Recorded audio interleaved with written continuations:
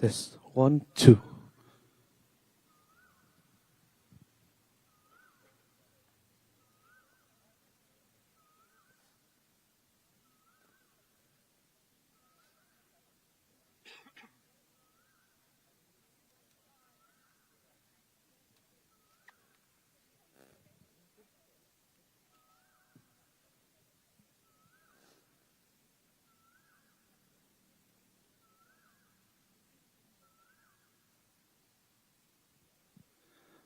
Okay, very welcome. Thank you for coming down to Bukit View Secondary School for our first Red Dot United rally for Jurong East-Bukit Batok GRC. Okay, for all the residents here, maybe you can gather a little bit. Not to worry, we just pray that the rain or shine will still be here serving you. So let me welcome the candidates from RDU.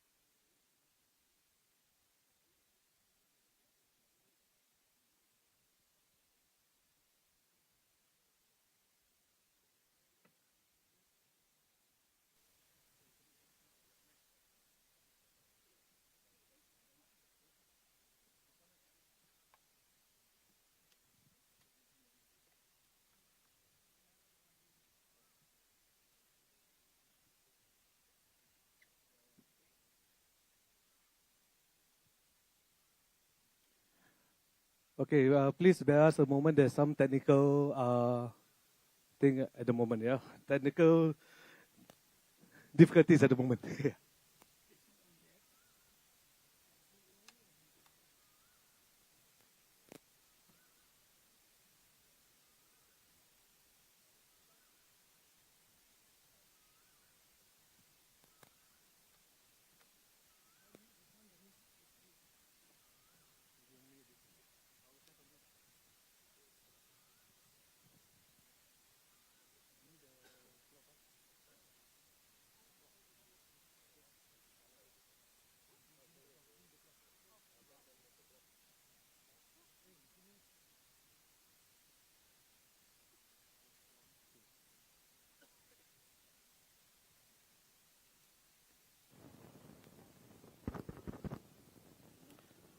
Okay, check 1, 2. Okay, once again, a very good evening to all the residents, friends, family members, and also the electorates of Jurong East-Bukit Batok GRC. Let me just introduce myself. My name is Muhammad Fazli. I'll be your MC for tonight. And we will be also having a live streaming over the internet. And there is also a sign language available for today.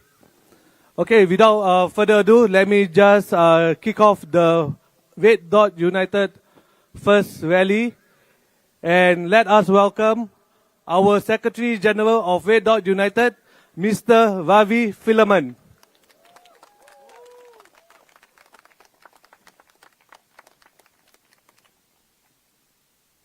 Hello everyone.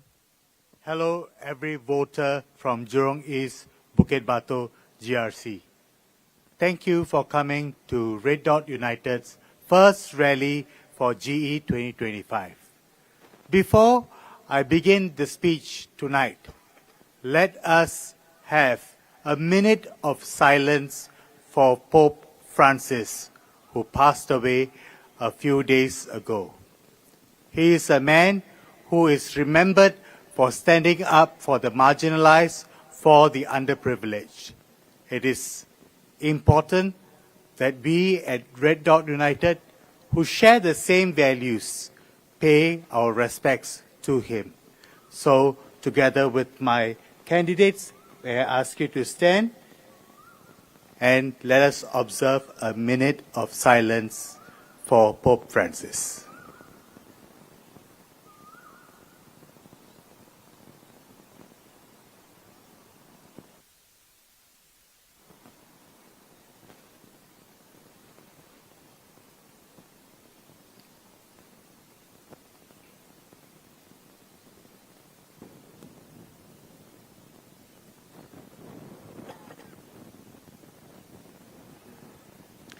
Thank you. Thank you very much.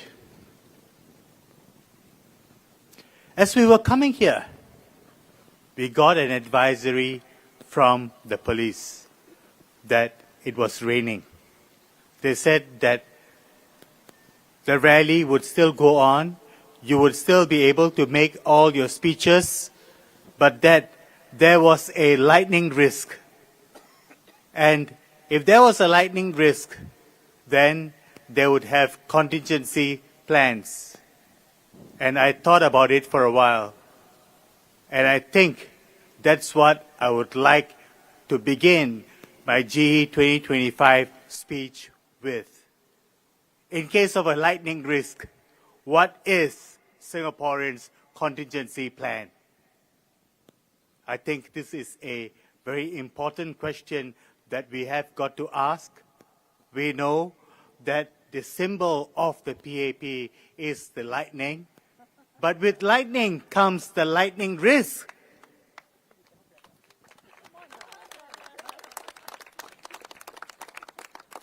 In case of the lightning risk, what is your contingency plan?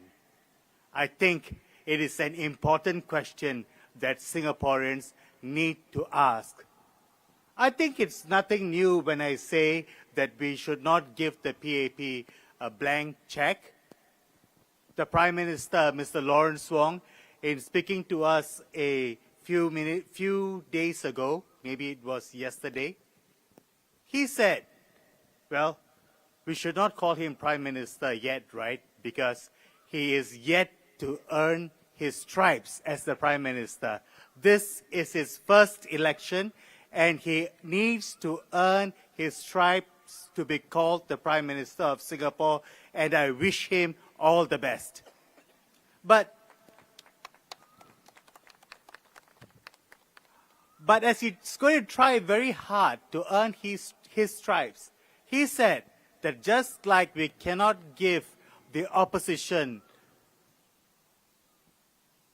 just like we cannot give the PAP a blank check, we cannot give the opposition a free pass. I agree. I agree with the Prime Minister. Please don't give the opposition a free pass. This election, it is important to think not what the PAP has for you. It is important to think not what the opposition has for you, but it is important to think what is in it for you, the people of Singapore. I think that is the most important question that you need to ask yourself. Because when you go to the polls on the 3rd of May, it is never about which party is better. It's never about if the PAP is better. It's never about if the Red Dot United is better. It is always about what is better for the people. And let me tell you what is better for the people.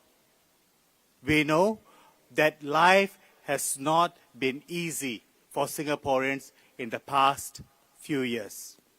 We know that. We know that a lot of people have been digging deeper and deeper into our pockets. It has never been easy. In our walkabouts, in the different constituencies that we are engaged in, we are engaged in Jurong Central SMC, in Jurong East-Bukit Batok GRC, in Holland Bukit Timah GRC, and in Nisun GRC. In all the constituencies that we are engaged in, there is one common thing that we hear, and that thing is people are feeling the pain in their pockets. Regardless of if you come from the bottom 20% of households, or if you are the middle income households, Or if you feel that you are slightly richer, we all feel that in the past 5 years, we have gotten a little bit poorer. And I think that's what this contest is about. When we look at the world that is around us, we see that it is changing. We see that there is a competition for power among the big powers. We see that the rules of trade, it is changing. And Singapore will be affected by all these changes that are coming in. But how do we stand strong against these changes that are going to come in? It is never going to be because you have one power or one voice in Singapore listening to all these threats. The only way we can stand up to all these threats that are coming in is to make sure that we are united as one people, regardless of race, language, or religion. That is the only way we can stand up to all these threats that are coming in from many parts of this world. To stand as one united people, we have to make sure that all the voices are heard, even the smallest ones. We have to make sure that we incorporate all the voices into the narrative that we have for this country. We have to make sure that even the littlest ones, it counts. So that is where we are concerned about. I think it is never easy to put yourselves up in a general election. You know there is a risk factor when you stand up against the powers that may be. Sometimes it's perceived, sometimes it is real, but all of us, the 15 of us here who have put ourselves here, they have done so because we feel that it is important to stand up for our people. Can I ask you to give a clap for the candidates of Red Dot United who have put themselves up here? They are motivated by nothing else but by their conviction of what they feel is good for Singapore, of what they feel is good for the people. And we feel that Singapore has become largely a very unequal society. In our walkabouts, people do tell us that they feel like second-class citizens in their own homes, in their own country. We are not calling for Singapore to be closed. We are not calling for Singapore to have no more foreigners. No, that's not our call at all. We are asking that the privilege of citizens be accentuated or be increased. That's what we are calling for. We should not be feeling like second-class citizens in our own country, the only country that we have. For many of us, we have nowhere else to go. And that is what worries us. While those that are super rich, while the billionaire class, they live in freehold homes, they zip down our roads in their luxury cars, they pass down their wealth to their generations, we have to worry about our 99-year HDB flats becoming $0 at the end of the lease period. It's true. Lawrence Wong said it, that the flats of your value will be $0 at the end of 99 years. Why has it got to be so? Why can't we have SIRS for all? Why can't SIRS be selective? I think these are important questions to ask. We know that in the next 10 years, around the world, there will be 1.2 billion people, workers who will come into the workforce, but there will only be 400,000 jobs available. Singapore, being an open, globalized city, cannot escape from this onslaught on the opportunities that will be available. which means that Singaporeans will be affected by this sea change that is coming around the world because we are an open, globalized city. How are we going to protect our workers? We are already seeing lots of retrenchments happening. Last year, this year, hundreds of people have been retrenched. And when we calculated, it could go up to the thousands. And we find that once you are retrenched, it's very difficult for you to be re-employed, especially if you are a single mother and looking after your young child, or if you have reached a certain age. Well, I think today, if you are in your mid-40s, it is very difficult for you to be re-employed. Or even if you are re-employed, you get re-employed with a lower salary. It is not unreasonable to ask for stable jobs and steady income. Is it unreasonable? It is never unreasonable to ask that we have steady jobs and stable incomes. And that is what Singaporeans are asking for. We are not asking for, we don't want freelancing jobs. Of course, there will be some who will prefer to do freelancing jobs from time to time. That's fair and fine. But many of us, we have families, we have children, we have commitments. If you're not married, if you don't have families, if you're single, you still have bills to pay. And which is why I think it is important for us to have stable incomes, stable jobs and steady incomes. But largely, Singaporeans are feeling that we're digging deeper and deeper into our pockets. The government has said, the ruling party has increased the GST from 7% to 9%. Not once, but 2 times. And we think that the GST should be reverted back to the 7%. Why do we call for this?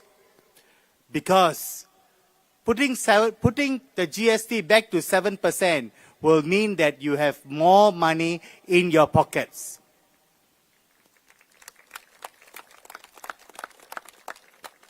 We want to make sure that Singaporeans have more money in their pockets. A few days ago, the ruling party and the government said that, well, we have the GST cash. Let me tell you that you get the GST cash 2 times a year, but you pay GST every day. That's a big difference, isn't it?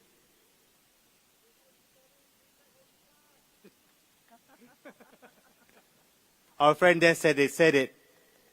In case you didn't hear it. Give chicken wing and take back the whole chicken. Nothing new. This has been said at different times, even in different election seasons. But it is a time. That is the perception that many Singaporeans have. And I think it's time to correct some of these perceptions. It is always about you. This election is about the people. This election is not about Red Dot United. This election is about the people. So when you go to the polling booths on the 3rd of May, please remember that. It is about your children. It is about your grandchildren. They will be here long after you are gone. And that is an important decision, an important consideration that you have to make. Is the PAP the kind of party that will put your interests first? Or has it aligned itself more with the billionaire class? We feel that with the $1 million salaries and with the perks for the GLCs and the MNCs and allowing our SMEs and our micro businesses to suffer, they have aligned themselves more with the billionaire class. And that is why our slogan is Singaporeans have to be first-class citizens in their own country, in their own homes. Don't you agree?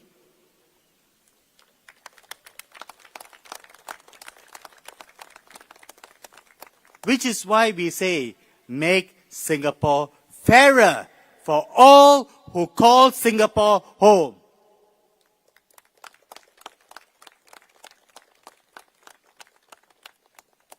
So I say, vote for Red Dot United, secure your future, make sure your children have a tomorrow to which they can look forward to. Thank you very much.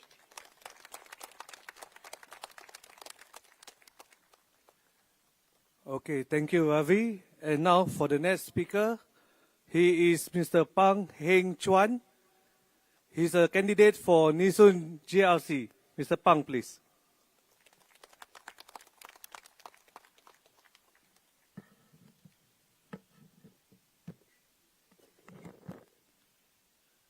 Thank you.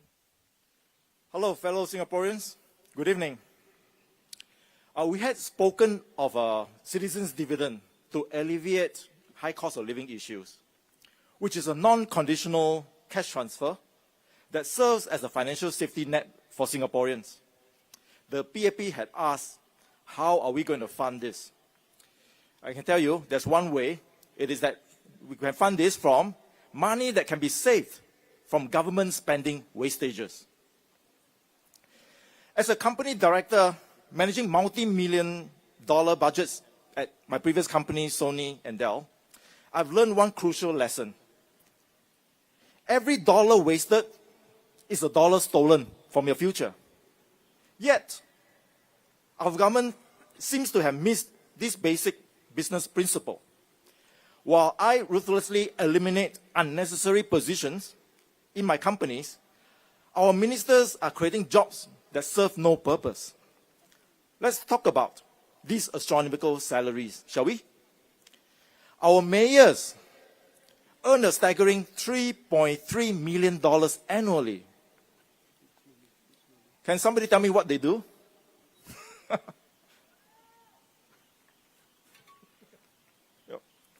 And then meanwhile, we also have senior parliamentary secretaries pocketing $572,000 a year. For what?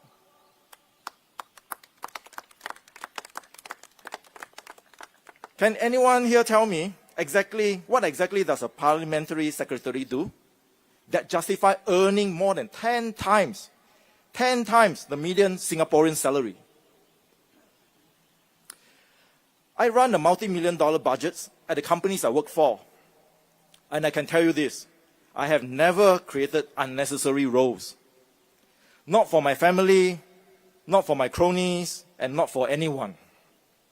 Every position must justify its existence through value creation. Yet, our government creates these bloated positions that drain our national coffers, while ordinary Singaporeans struggle with rising costs. And the wastage doesn't stop there. Do you remember our budget terminal? Built with your tax dollars, and then unceremoniously scrapped just after 6 years. Okay. How many of you could afford to build a house and then demolish it 6 years later?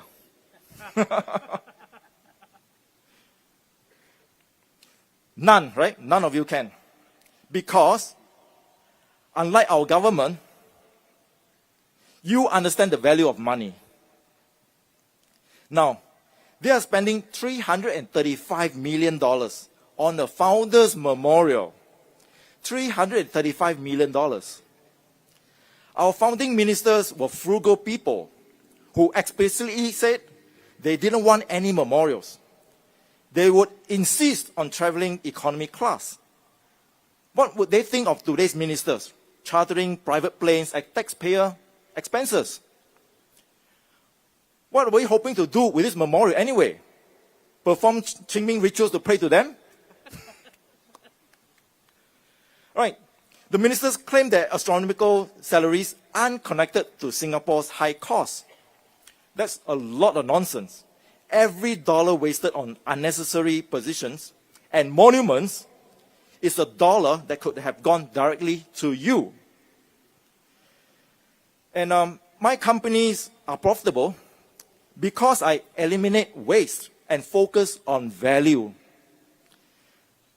So Singaporeans could be so much more prosperous if we applied the same principles to governance. The choice is clear. Continue with a government that wastes your money on unnecessary positions and monuments, or vote for a future where that money goes directly into your pocket through a citizen's dividend. So the time for change is now. Singapore doesn't need more monuments. It needs a government that respects your money as much as you do. Together, we can end the great Singapore wastage and build a future where prosperity is shared by all, not squandered by a few. Lastly, I want to say, Larry, you have fallen very, very far away from Harry. Thank you. Thank you.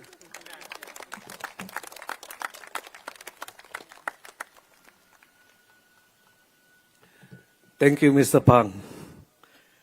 So for the next speaker, it's actually myself. Okay, once again, my name is Muhammad Fazli bin Talib. People could know me or call me Fazli Talib. And I'm one of the candidates for Holland Bukit Timah GRC.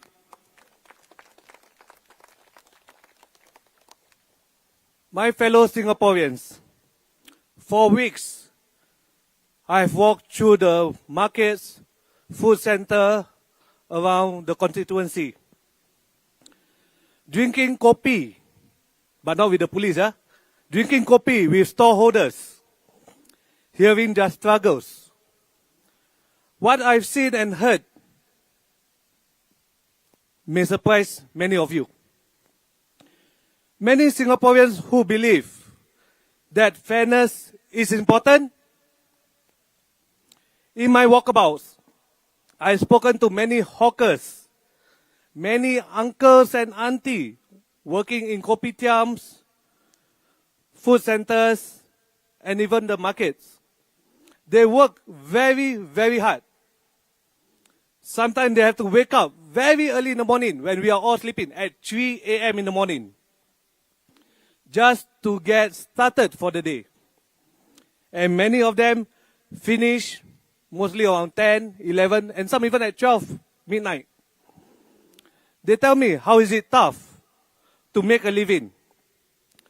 They are not complaining actually. I know them. Like many Singaporeans, they are very, very hardworking people. But some of them tell me how they are fined even for the smallest infraction or mistakes that they made, such as a box that was slightly out of place. He told me that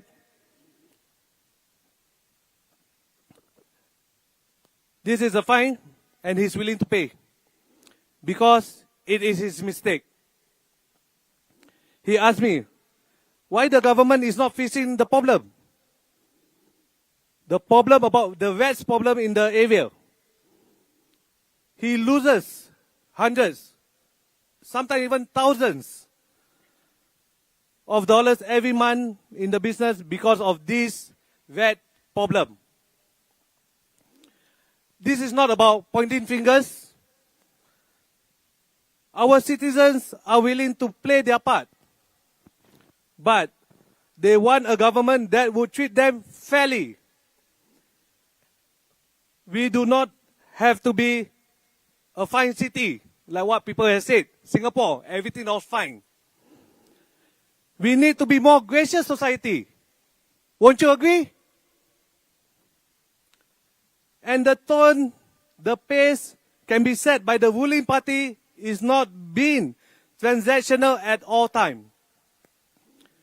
But also, if you are transactional and demand top dollar for everything, then you must deliver. The question to us is, Has the ruling party delivered? Well, the answer may be mixed. Some would say yes, some would say no. I know about that. Maybe it has delivered better result for the big businesses like the GRC, MNCs, than for the small businesses. I used to be a small business owner selling perfumes. It was way in 2020 during the COVID period. Time was really hard, so I had to hustle. I started out a small business perfume. I know the struggles. Many of small and medium enterprises and even micro business owners are not asking for handouts. They are asking for hands up. Can we give them a hands up, please? So, that is what we at Red Dot United stands for. We need to make the landscape fairer for everyone. The small business owner who runs a small F&B outlet, just like how it is fair to Temasek. So, this is what our fight is about. But this is not just RDU fight. This is our fight. So, if you go into the polling booth on the 3rd of May, this is what you are voting for. Every vote for RDU is a vote for yourself. A vote to make Singapore fairer. A vote for your children and your grandchildren. So vote for RDU. Undilah RDU. Thank you. Next, let me just introduce the next candidate, which will be Dr. David Fu, who is a Nee-Soon GRC candidate. Dr. David, please.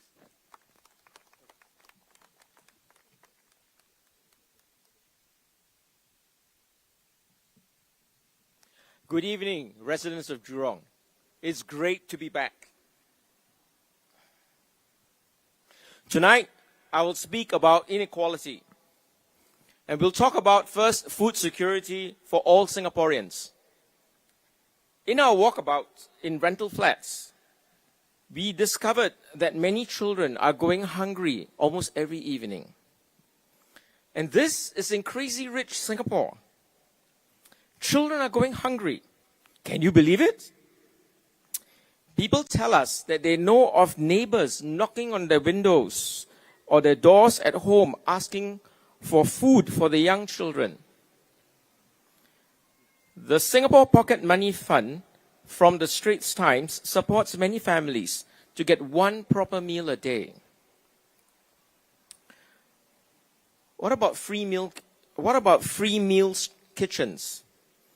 Many Singaporeans are queuing up for free food. Studies estimate that at least 10% of Singaporeans experience food insecurity at least once a year.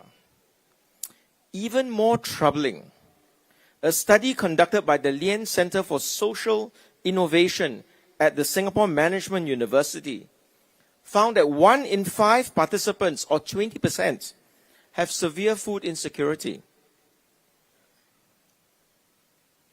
It is indeed very troubling when ministers talk about paying $18 to $20 for pasta at a restaurant and complain that Singaporeans are unwilling to pay more than $5 for wonton mee.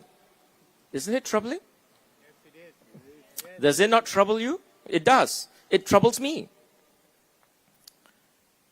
To make our hawker sustainable, we need to provide our hawkers with sustainable rents for their stalls. We agree with the minister that hawkers deserve a higher quality of life. For that, we need to look into what we can do to control the hawkers' input costs. And rental costs is a controllable that we can look into to keep food affordable for me, for you, for everyone, as well as helping hawkers keep their input costs low. And this will in turn help our hawkers attain a sustainable profitability for them to have a higher quality of life. So my fellow Singaporeans, we need to move away from a rent-seeking economy by which its very nature is transactional, and that strips away value from the people. RDU believes that everybody can afford to eat well in Singapore. And one of the ways to achieve that is to have a Singaporean first hiring policy as written in our manifesto. May I invite you to read the manifesto for further details in there. We can sustainably afford to provide every citizen a citizen's dividend. And this becomes all the more necessary when we are now anticipating strong disruptive headwinds that will result in major job losses that is coming. We already see this happening last year and early this year when highly skilled and qualified IT professionals are laid off with almost no warning recently. And many workers in their 40s or 50s who have been laid off will struggle to find jobs that will commensurate with their experience levels. And this leads to retirement insecurity. So when you go to the polls on May 3rd, think about these. Has my life improved? Has it become more insecure when the role of government is to provide security for our jobs and for our people? Think about this on 3rd of May and think about what RDU can do for you. So have a very good evening and thank you.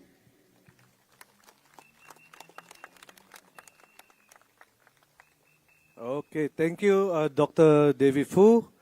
Next, we introduce Mr. Sharat Kumar, candidate for Holland Bukit Timah GRC. Mr. Sharat, please.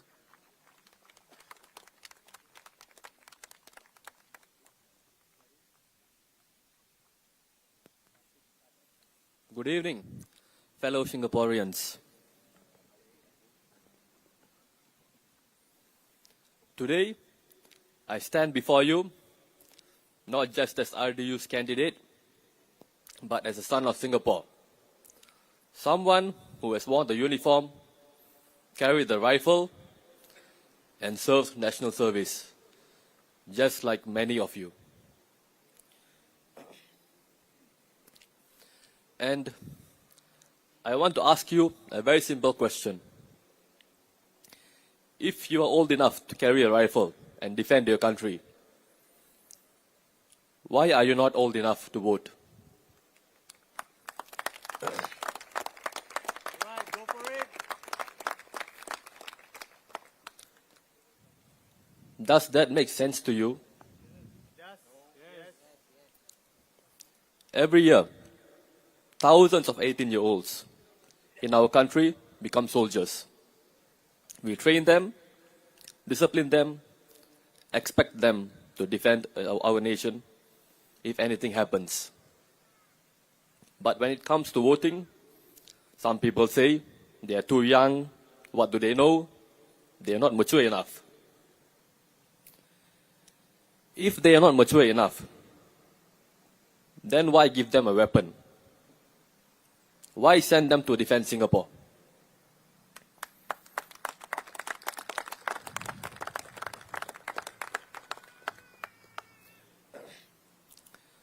You would trust them with a rifle, but not with a ballot? That's not just unfair, that's insulting. When I was serving my NS, I remember one day, a few of us were sitting around and someone asked, if there was a war, would you defend Singapore? Some of them immediately said no. One said he was already planning to settle down overseas Another said, we are forced to do it. Do we even have a choice? How can we say no? And then, as usual, there's always that one guy who goes around saying, NS is useless lah. Who is going to bomb us? Just get rid of NS. Why did they feel this way? Because they did not feel ownership. They did not feel like they had a real voice in this country. When people feel powerless, they stop caring. They stop believing. They stop fighting for their home.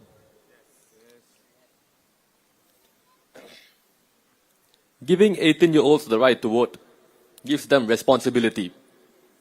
It gives them the reason to defend this country, a reason to protect their rights, a reason to protect their say in this society. It tells them, you matter. You have a stake. This country is yours to build, to defend, to love. What's puzzling to them is how new citizens can skip all of that. They come in, take the passport, take the benefits, but they do not serve. Is that fair? No. Service is what makes us one people, not just a piece of paper.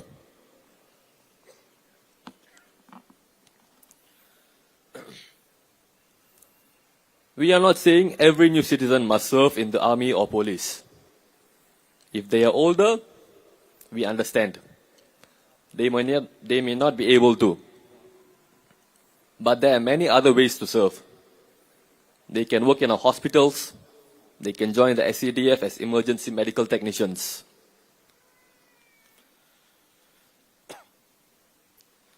National service is not just about fighting. It is about contributing.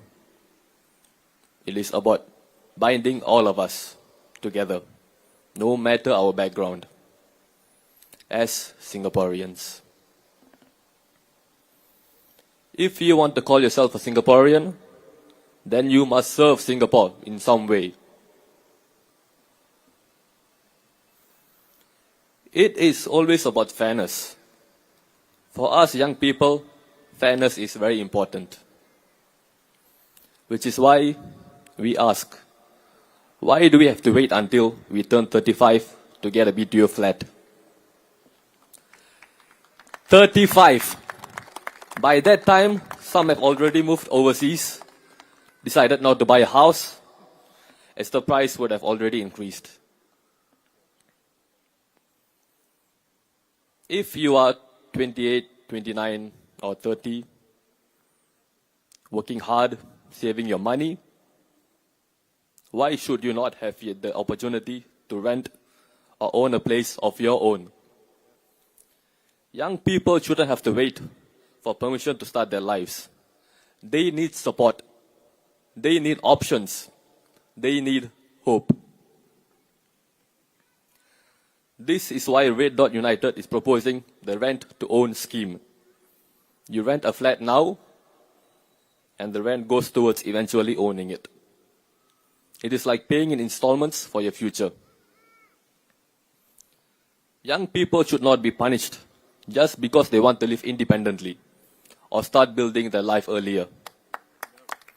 We must give them dignity. We must give them that opportunity. Singapore must be a place, if you work hard, you can stand tall. Where no one is made to feel small, where every Singaporean, young or old, new or born here, has a home and a voice they can truly call their own. So, my fellow Singaporeans, at Red Dot United, we believe in fairness. We believe in responsibility. And we believe in giving every Singaporean, whether young or old, whether born here or new, a real chance to build a life here. lower the voting age to 18, make national service fair for everyone, give young people a real shot at owning a home. We do this not because it is easy, but because it is the right thing to do.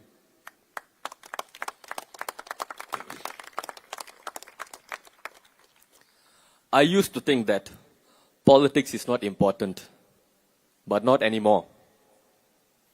Because I have learned that politics is about how I live my life, how you live your lives, what is important to you. So when you vote for RDU, you vote for yourself too. And that is why I ask you, vote for Red Dot United.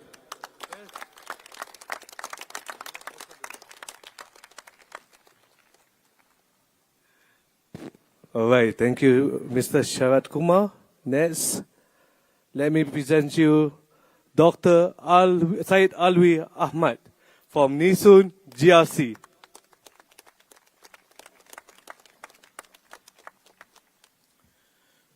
Good evening, ladies and gentlemen. I'm Dr. Alwi, the head of RDU's Malay Bureau, and I take great pride in being the head of the Malay Bureau because there are many issues of the Malay Muslim community that are important to me. Of course, most issues that we Singaporeans face are similar and common to all of us, such as the cost of living, the price of HDB, and so on. But there are specific issues that are particular to the Malay Muslim community. You know, sometimes we Malay Muslims feel invisible, or maybe just tokens. I'm not sure if this is actually true, but that's how we feel, or how we are made to feel. I hear from the ruling party that there are no halal kitchens on our Navy ships. But how can this be? Aren't we all Singaporeans? What about our pledge that says, regardless of race, language, or religion? But the Malay soldier will be as ready to give up his life as the Chinese soldier. We must be inclusive, and we should include them too. I don't know why our police women are not allowed to wear the tudung. There are many well-qualified Malay women who wear the tudung. If Australia, which was predominantly white, can do it, why not us?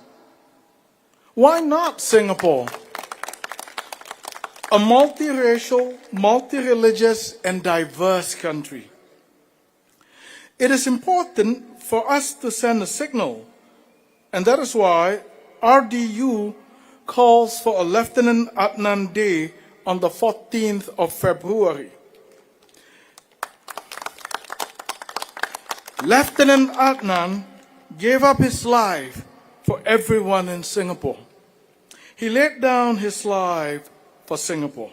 At Bukit Chandu, he and his platoon men made the supreme sacrifice for everyone in Singapore. And today we acknowledge their sacrifices. Having a Lieutenant Adnan Day on the 14th of February, which happens to be Valentine's Day, will really be a day of love. Yes. It will be a public holiday in a very stressed Singapore, and this is not about only the Malay Muslim community, or what's good only for the Malay Muslim community, but it's about what's good for Singapore. RDU's aim is for a united Singapore, not a Singapore that is divided by race, religion, class, wealth, and so on. Because in RDU, there is no division of society, and that's what RDU stands for, a united Singapore. Vote for Red Dot United. I'm going to give a speech in Malay. Selamat sejahtera para hadirin sekalian. Saya Dr. Said Alwi, Ketua Biro Melayu RDU. Dan saya berasa amat bangga menjadi Ketua Biro Melayu kami. Kerana terdapat banyak isu berkaitan masyarakat Melayu Islam yang dekat di hati saya. Sudah tentu kebanyakan isu ini adalah isu-isu umum yang dihadapi semua rakyat Singapura. Seperti kos sara hidup yang tinggi, harga perumahan dan sebagainya. Tetapi, terdapat juga isu-isu khusus yang lebih dekat dengan masyarakat Melayu Islam. Kadang-kadang, kita Melayu Islam merasa seolah-olah kita tidak kelihatan atau mungkin sekadar hiasan. Saya tidak pasti sama ada ini benar-benar berlaku, tetapi begitulah perasaan kita. Atau begitulah kita sering terasa. Saya mendengar dari parti pemerintah bahawa tidak ada dapur halal di kapal-kapal tentera laut kita. Bagaimana ini boleh berlaku? Bukankah kita semua rakyat Singapura? Bagaimana pula dengan ikrar kita yang menyatakan tanpa mengira kaum, bahasa atau agama? Seorang askar Melayu akan sama bersedia untuk mengorbankan nyawanya seperti askar Cina. Kita mesti bersifat inklusif dan kita harus merangkumi semua rakyat. Saya juga tidak faham mengapa anggota polis wanita kita tidak dibenarkan memakai tudung. Ramai wanita Melayu yang berkelayakan tinggi dan bertudung.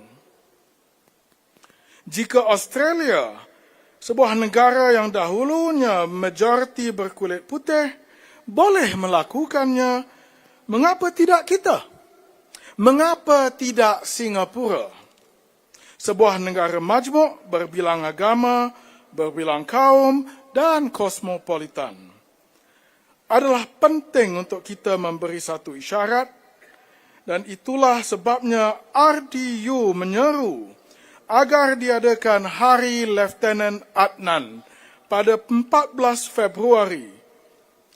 Lieutenant Adnan telah mengorbankan nyawanya untuk semua rakyat Singapura, untuk semua kita. Beliau mempertahankan Singapura hingga ke titisan darah terakhir di Bukit Candu. Beliau dan anak buahnya telah membuat pengorbanan paling tinggi untuk semua rakyat Singapura. Dan hari ini kita harus mengiktiraf dan menghargainya. Mengadakan Hari Lieutenant Adnan pada 14 Februari yang juga merupakan Hari Valentine benar-benar akan menjadi hari kasih sayang yang sejati. Ia akan menjadi cuti umum di sebuah Singapura yang semakin tertekan. Ini bukan sekadar tentang masyarakat Melayu Islam atau hanya yang apa baik untuk masyarakat Melayu Islam. Ini tentang apa yang terbaik untuk seluruh Singapura. Matlamat RDU adalah untuk sebuah Singapura yang bersatu padu. Bukan Singapura yang berpecah belah mengikut kaum, agama, kelas atau kekayaan. Kerana di dalam RDU tiada pemisahan masyarakat. Dan itulah yang RDU perjuangkan. Sebuah Singapura yang bersatu. Undilah RDU. Sekian, terima kasih.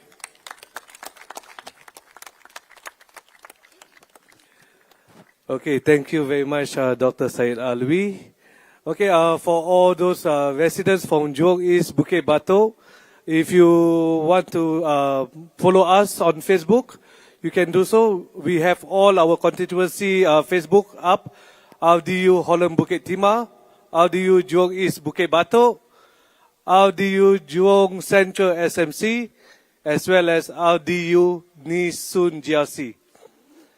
Okay, now let me just introduce to you the seventh speaker for the night, Miss Sharon Lin, Nisun GRC candidate.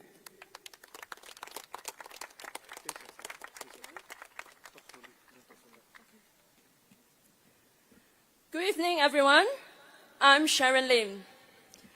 I said it before when I was introduced as a candidate in Nee Soon, that in the past, I used to think that leadership is about having a grand job title, a doctor, a lawyer, a senior management executive.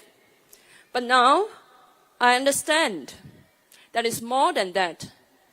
It's about having the courage to point out where things went wrong and provide a different perspective. And this is how I found the courage to stand before you today.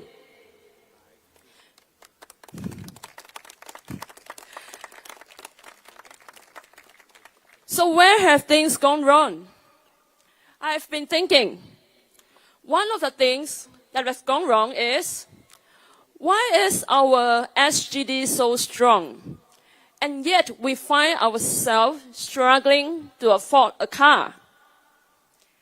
And we find ourselves struggling to afford a HDB, which is getting smaller and yet more expensive. And why are our neighbors across the causeway, who are using a weaker currency, but they can live in bigger houses and own cars? Not just one, but even multiple cars. There is one Malaysian actress who has given up living in Singapore. She has moved to Johor Bahru because the rents in Singapore have gone up so high for her. And despite spending 2 to 3 hours traveling between Singapore and Malaysia every day, she still decided to move there. Why? What does that tell you about Singapore? Personally, I have friends and colleagues who have already moved to Johor. I also know of fresh graduates who are already thinking about retiring in Johor. Just think about that. They are only in their 20s, and yet they are already thinking about that. They also tell me they want to own a car in Johor, not in Singapore. We also know that many Singaporeans are seeking medical and dental services in Malaysia. There is a Johor-Singapore Comcare Association. It is set up to look after the medical and healthcare needs of Singaporeans residing in Johor Bahru. And let me tell you, if such an association can be set up in Johor Bahru, it shows us that the number of Singaporeans who are living across the causeway is not a small number. Why can't we just build a better life, a better quality of life for Singaporeans right here in Singapore?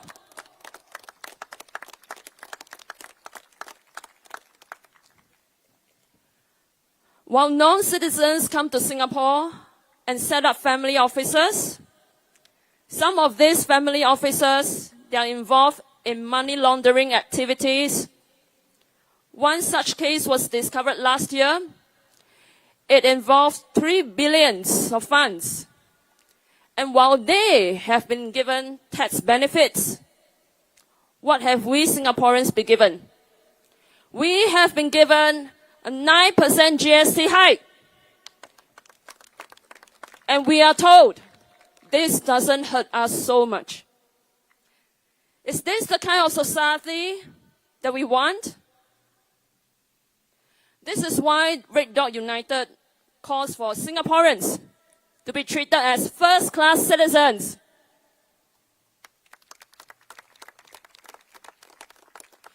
We call for Singapore to be a fairer Singapore. Singapore should not just be a playground for the elites and the super rich.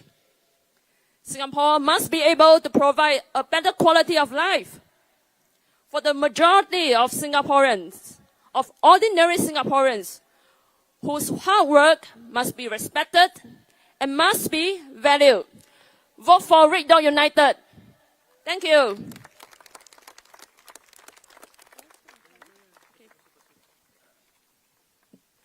Let me speak in Chinese.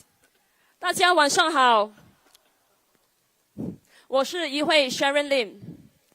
之前我在竞选义顺集选区的介绍会上说，以前我觉得作为一个领袖，必须要有很大的职业头衔，比如说医生、律师、高级管理。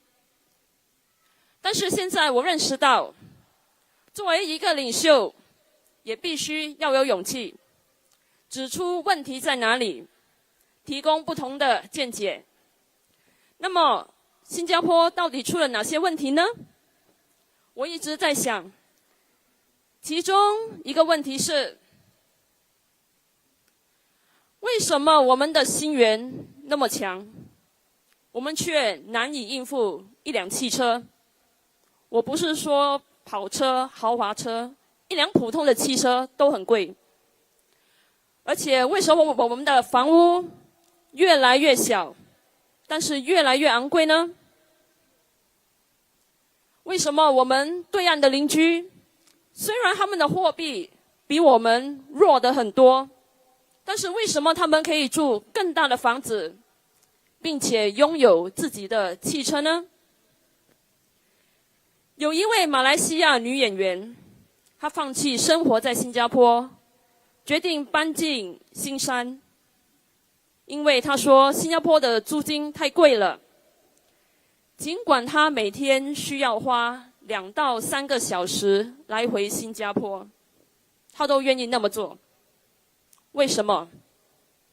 这告诉了我们什么？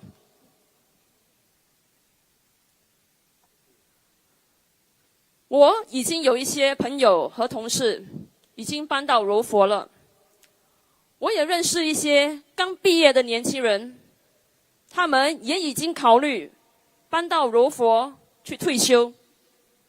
大家要想想，他们才仅仅20多岁，但是他们已经这么在想了。他们还告诉我，他们想在柔佛拥有汽车，而不是在新加坡，因为他们负担不起。很多新加坡人也到柔佛去寻求医疗和牙医的服务。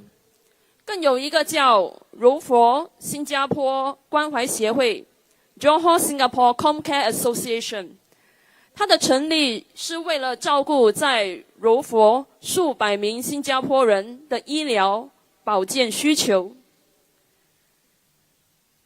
让我告诉你，如果这样一个协会能够成立在柔佛，这告诉我们，居住在柔佛生活的新加坡人不是少数。为什么我们不能在新加坡为新加坡人提供更高质量的生活呢？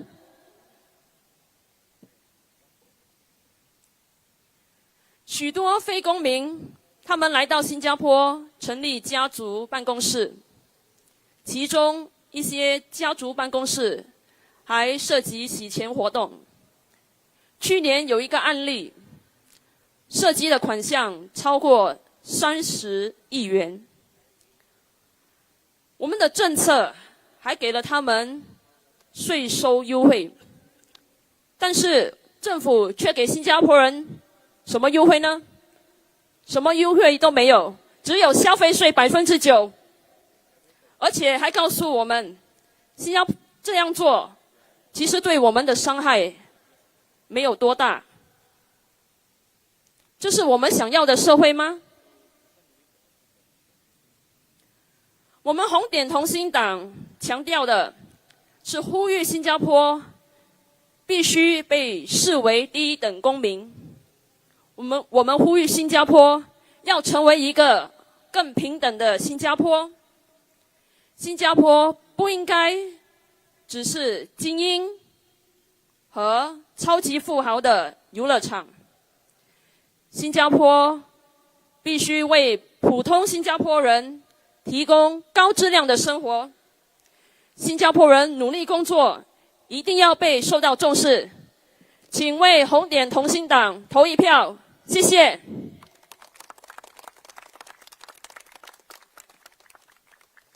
Okay, thank you, Ms. Sharon Lin. Okay, now next, for speaker number 8, we have a strong lady who's standing alone at Jurong Central SMC. Let me present to you Ms. Kala Manikam.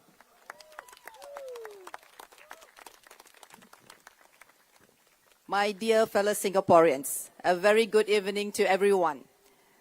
Do you know my fellow candidates who just spoke, 7 of them? Do you know where they got their facts from? Can anyone tell me where they got all the facts from? Just give me a shout out. Anyone? You should give a round of applause to yourself, Singaporeans. All these facts came from none other than we Singaporeans. We Singaporeans are giving us inputs every day, every minute, every second, from WhatsApp to email. Everything, every information is coming from you. All we did is consolidated. And we Singaporeans know every single details. Even the newspaper doesn't know. Because you know, right? They need to censor certain things, okay? So where I'm coming from, in order for us to have to this change, we need to do something. And we know change is never easy. We know that this country has been ruled, I use the word ruled, by PAP for the past 60 years. I say the word ruled, I didn't say we are managed. We've been ruled by them, telling us what to be done, to the extent what kind of HDB blocks, what size you need to have, how many kids to produce, what kind of education system you need to go, what kind of income you need to have. We've been told every single thing for the past 60 years. I think Singaporeans, it's time that we need to make that step. How are we going to make? Let me share my own personal experience. I've been an army officer. When I chose to be an army officer, I wanted to serve not only the country. As you heard the story of my fellow friend who shared about whether you defend the country. We might be a tiny dot, a tiny red dot in Singapore, but we are known to the world not by the leaders only, by the hard work of our parents and grandparents who actually built this country for us. And you know that every single effort, every bricks that been put in Singapore today, what we are, it belongs to we Singaporeans. Give a round of applause. We deserve it. And then, being in the SAF, I didn't join SAF just to earn that kind of money. I joined Singapore Armed Forces to serve the country. You might think that we might not be able to defend. I disagree. Every one of us will play the part to defend our country in whatever situation we are. At that point of time, when I wanted to decide to make a change from leaving from SAF to go to the private sector, it was a tough decision. You know why? Good pay, comfort, very luxury in terms of everything is taken care. Even your career path is taken care of, who can become a colonel or brigadier generally. You know what I mean. Okay, where I'm coming from, I make the step to go out to see what the private sector is like, because I want to see what is there for me. And this is one life I have. I need to see what's happening out there. There was fear to leave the job. Very difficult decision. But I transformed my fear to faith. Dear Singaporeans, every one of us, in us, we have faith. But somehow it has been buried by the way we are being treated, by the way we are being ruled in this country. It's time for us to transform this fear to faith. Faith is the way to go. And I took the leap of the faith to do something different in the private sector. It changed my life.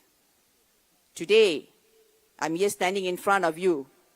It's reason because the change that I made to see what is out there. If I have stayed in my comfort zone, today I wouldn't be here. The comfort zone will actually make us feel make us feel that we are comfortable and will not make the change. So where I'm coming from is we need to make the step forward to make the change. You understand what I'm trying to say? Make the change where we need to give ourselves a chance. We are not giving our RDU a chance, but you're giving yourself a chance to make a difference in our country. So, where I'm coming from, let's take this opportunity to really listen to your heart and embrace that it's time for us to make the step forward. Well, we'll know. You'll never know whether Pepsi tastes better than Coke unless you taste it. Am I right? The same thing. You'll never know until you try. I won't say the word try, but until you make the effort to change that give the opposition a chance to be in the parliament. Give us your mandate. So likewise, change is to embrace the opposition in the parliament. And Red Dot United have shown and proven so far that we are doing to bring in a Singaporean which is fairer to everyone and also inclusivity. So why the change is important? We need to do balance and accountability. If we don't do balance and accountability, what happens? Self-check. You know what's self-check, right? They mark their own papers. So if we know the recent case of alarm over the full IC Accra released the IC to all the public in the business file system. And our NTUC income almost sold. So we need opposition to speak up. But Singaporeans, you are speaking, but you need a stronger voice in the parliament to speak and continue to speak. You know why? After you make the noise, after you make the sound, or after making your expression, they will take from this year and give out. It goes through. But when you have an opposition in the parliament, they will continue to ask questions, and you will continue to do that. Voice of the ordinary people who are struggling, who are really in moments of pain and struggle, we will be your voice. Just for example, they say the birth rate is low in Singapore, and you notice we don't have much entrepreneurs in Singapore. And I came across a young couple who told me the policies of PAP are very boring. Come on, clap, very boring. It's boring. We need to have exciting, enriching policies, create excitement. Morning you wake up, go to work, come back, you only got time to eat and sleep. There's nothing else you can do. They keep us so busy. We know why? We have to pay and pay for every single thing. So where are we coming from? We want policies, not to treat us as just numbers. We are human beings with emotions and feelings. So it's time for us to make this decision, to go forward, to say to ourselves that we need this decision to make a change, because I want to be treated like a human, not just mere numbers in Singapore. Next thing, opposition will be the insurance for the country. You need to back up. We all buy insurance for our medical. We buy insurance for our accidental plan. We buy insurance for crisis cover. Did we buy insurance to actually check on the party on PAP? We need to back up in times of crisis. Having opposition is like having insurance. You hope you don't need it, but when problem happens, bad policies, mistakes, there's someone there to speak for you in the parliament and bring up every single thing so that we will do the best for you. Lastly, I want to say something. We need to prepare for the future. Like our Mr. Lawrence, so-called Larry, right? Okay. Said in his speech, okay, he actually said they actually bringing in 32 new candidates who parachuted in from public services, who could be forming the 5G for them. Good. Well done. If one day the ruling party, sorry, now they are not ruling, one day the PAP got weaker and there's a crisis hits, having experienced oppositions in the parliament, they will able to salvage the situation and continue to manage the parliament and manage the country in a manner where it smoothly function and there will be no disruptions. So our future planning is also, you need to have opposition in the parliament. Bring in Red Dot United inside. Make sure that if anything goes wrong, we are there to sail through. We will not let the ship sink.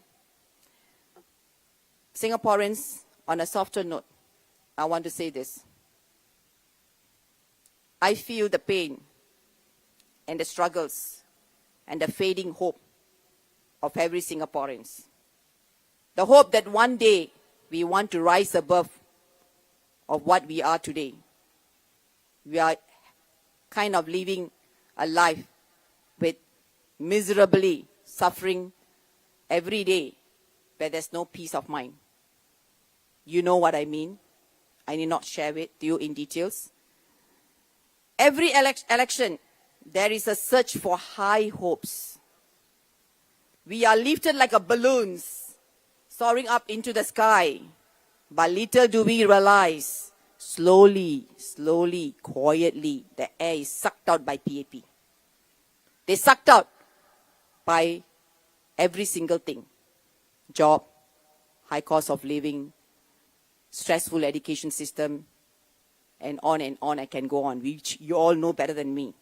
Eventually the balloons will fall back down, and with them come down deep hurt, disappointment, and even more struggles. My dear Singaporeans, enough is enough. As an educator, there are many nights I went back and cried. I felt helpless when I see my participants, the pain they go through and the pain they share. It's very hurting, and I feel I could not help them. So, dear Singaporeans, it's time for us, the people of Singapore, truly become the first-class citizens in our own home. This is our country and this is our home. It's time to build a fairer and more inclusive society where every voice is heard, every dream is respected, and no one is left behind. Vote for RDU. Thank you. I'll just make a simple speech in Tamil for my Tamil fellow Indians here.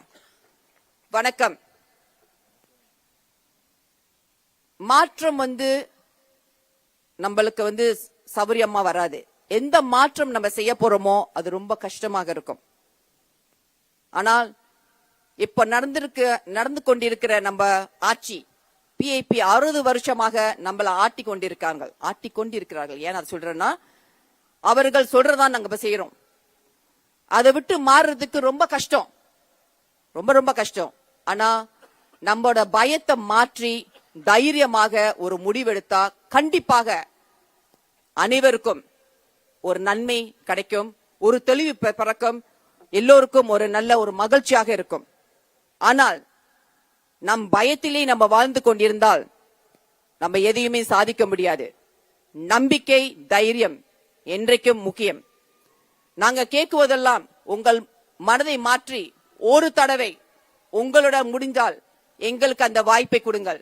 நாங்கள் கண்டிப்பாக நாங்க செய்ய வேண்டியதை கண்டிப்பாக செய்வோம். அந்த 5 வருஷத்துல நாங்க செய்யலனா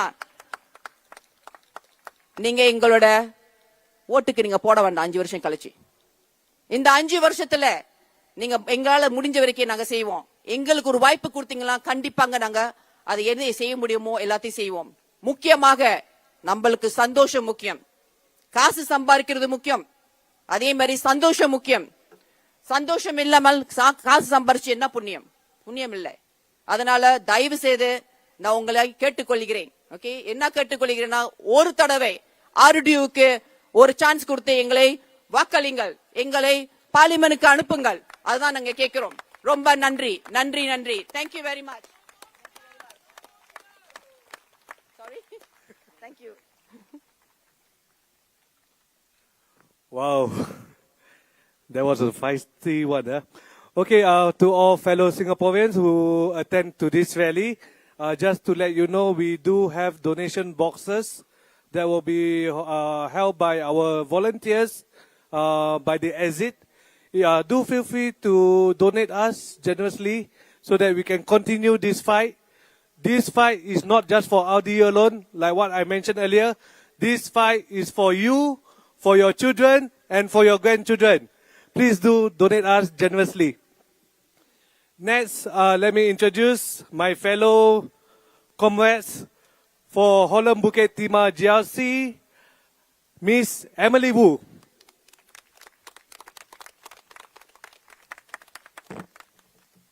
新加坡朋友们，大家好，晚上好，我是胡嘉颖。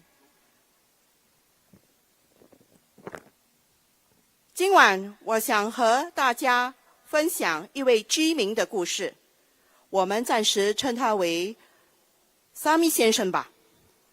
上个星期，我和我的队友在荷兰武吉芝麻集选区一个小贩中心遇到这位先生。这位62岁的先生，他患有糖尿病，不止这样，他还失去2只脚趾。那么由于他的情况，他不能工作，很困难的找不到工作。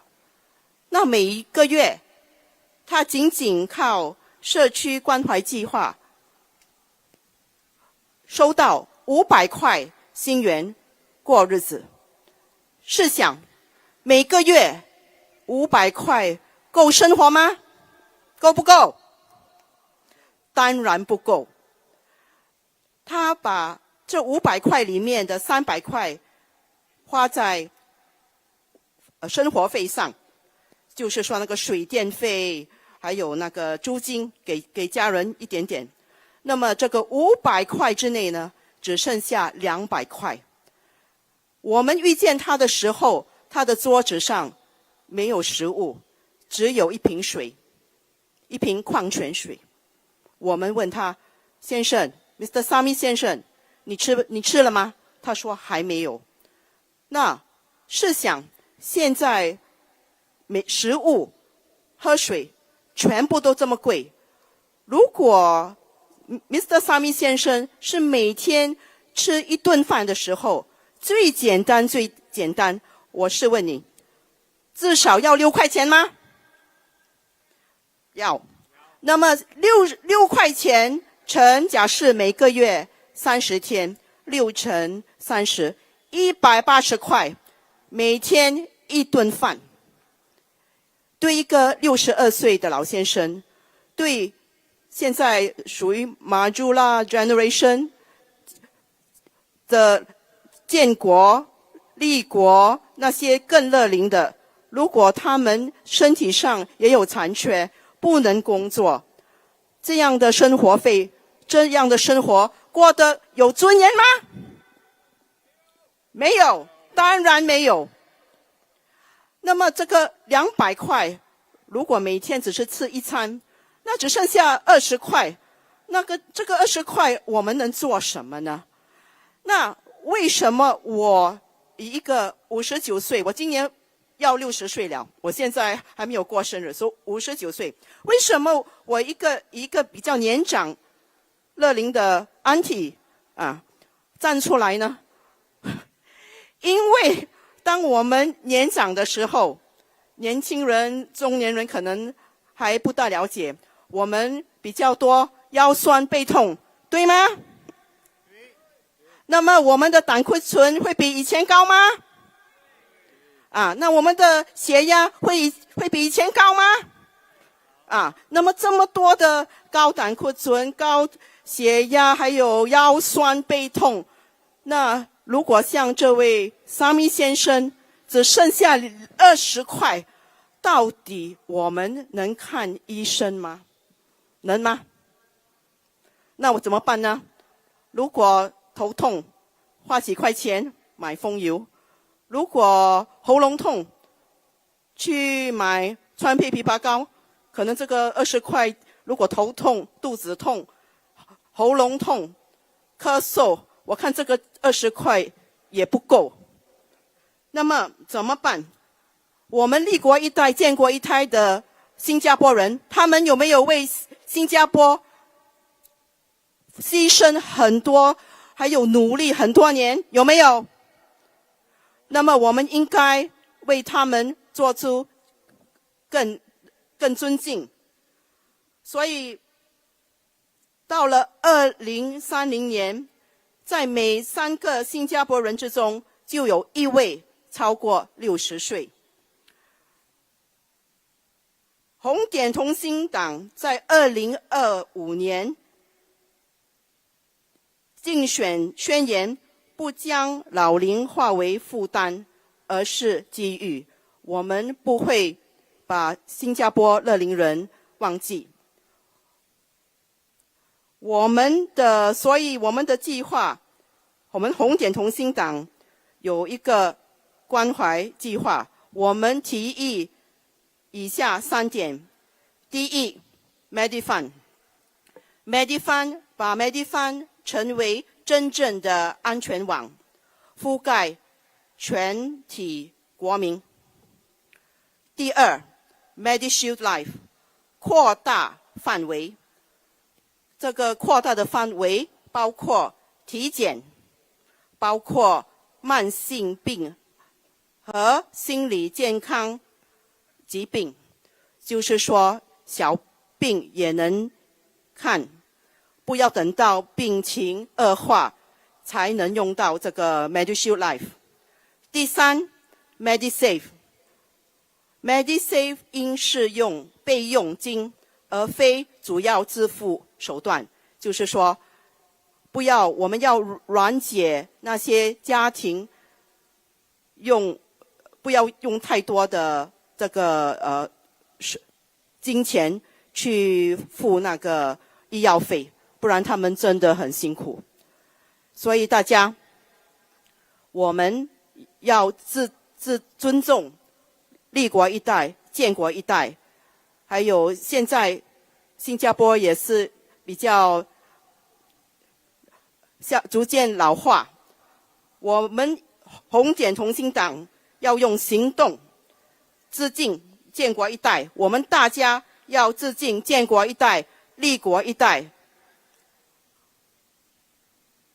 投票于红点同心党，给我们一个机会。Vote for Red Dot United， 投票红点同心党，谢谢大家。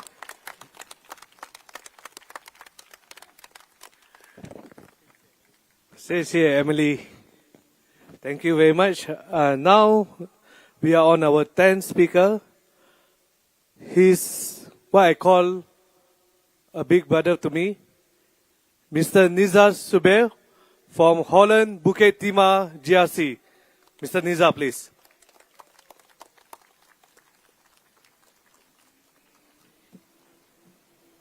Brothers, sisters, and fellow Singaporeans, good evening to you all.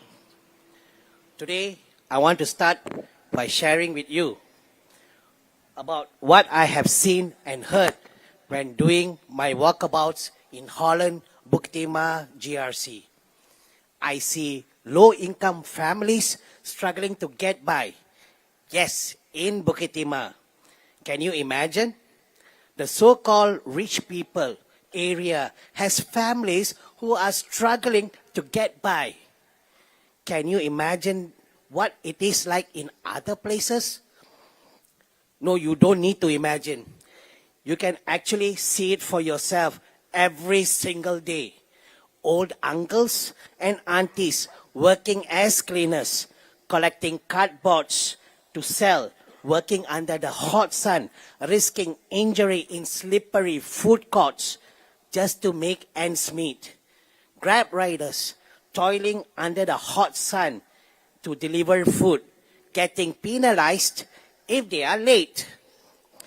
When you take a Grab, more than half of the time, you will find that your driver is a retrenched PMET.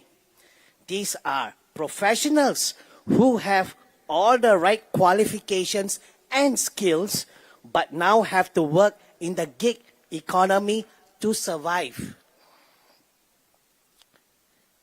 I too lost my job during the COVID pandemic. In the prime of my career, just like that, just like so many people I have met during my walkabouts, lost their jobs with no protections. Minimum benefits unable to find another job. For me, I managed to bounce back. But I know not everyone could.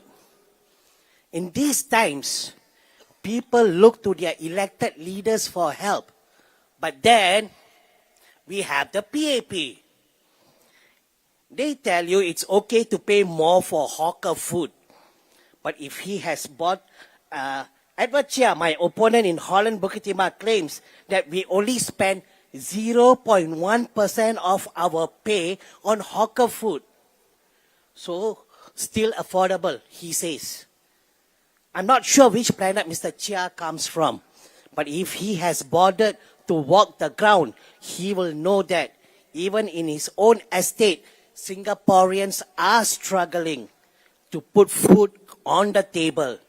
We have the highest paid ministers in the world who expect us to get by with vouchers. We have one of the strongest economy in the world, but not enough protection for our workers. We are hardworking people, but today we are overworked, underpaid, and disrespected by the people we voted for, who think that vouchers can give us dignity. So today, we need to take a stand. We stand for our rights. We stand for our rights to be treated like first-class citizens in our own home. We want leaders who stand up for what is right, even if it is hard. We want leaders who show empathy in action, not just nice words. You will not get such leaders with the PAP. My fellow Singaporeans, we must all stand together. Vote for RDU. Vote for your future. Vote for Singapore. Majulah Singapura for all Singaporeans.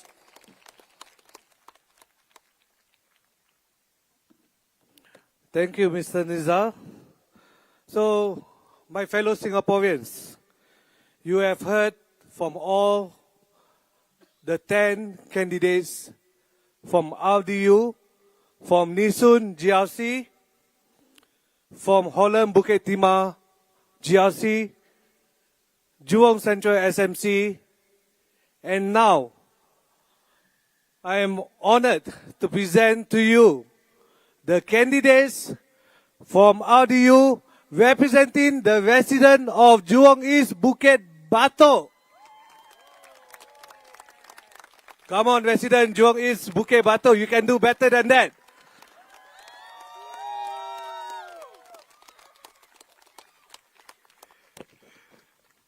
I think the candidates are still not ready yet. They need louder than that. One more time, last one.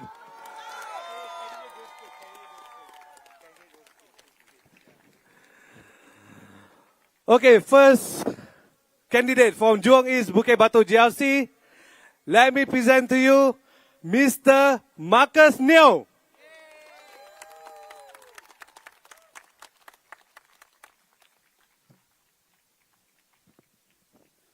Đại家好，我是梁凯杰。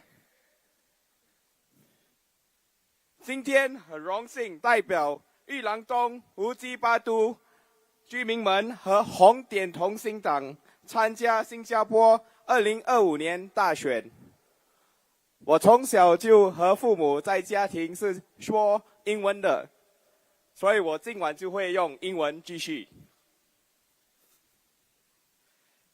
Every 5 years, we are gathered here today to make a choice for the future, for yourselves, for ourselves, for your children, the elderly, your parents, and the nation. As of this year, I am 33 years old, or years young, if you will.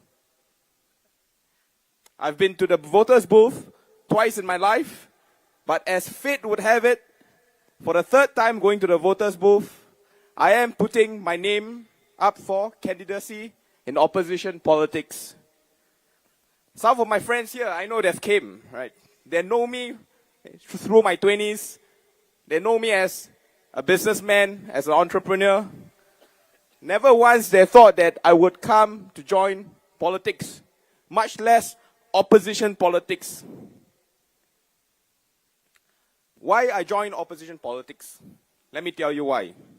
In the last 5 years, I've observed that there were many legislations pushed through in Parliament without concerning the different voices and segments of society.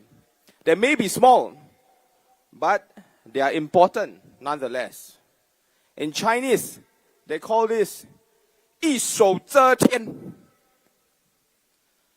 So, the issues in this election are clear.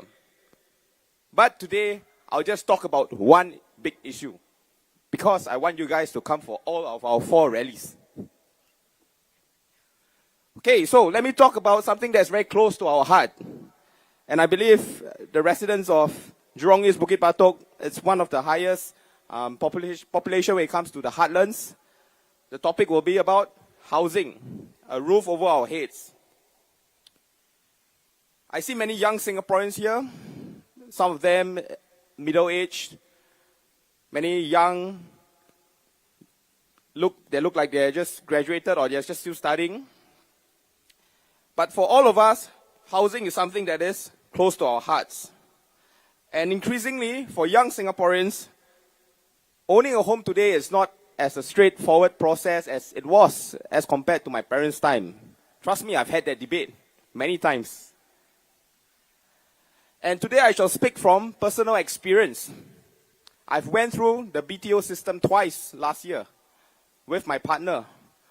And fortunately or unfortunately, they've both failed. I mean, if I've succeeded, maybe I wouldn't join opposition politics, right? After all, 5 years, MOP, you sell, you make money, you keep quiet. Okay, so in May 2024, the project I applied for was in Tampines, matured estate. Very far from here, I know. And you may say Tampines is a matured estate, right? It's in high demand. Everyone also wants to chiong and get. And that's true. The numbers speak for itself. How many applicants to 1, 4 or 5 room flat? Can you guys make a guess? How many applicants for Tampines? I know you guys live in the west. Yeah, Tampines might sound like Pulau Tekong or somewhere far away from you. So the shocking number is this. Okay, all this is data. Okay, I won't bluff you one because I also don't want to kena POFMA lah. Okay.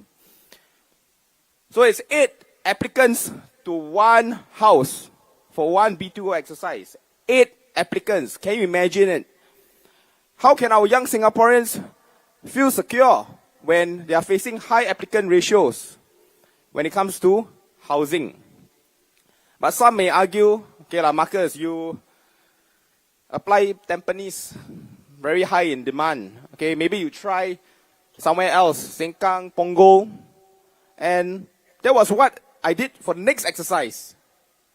Okay, in the next exercise in July or June, I applied for one in Sengkang.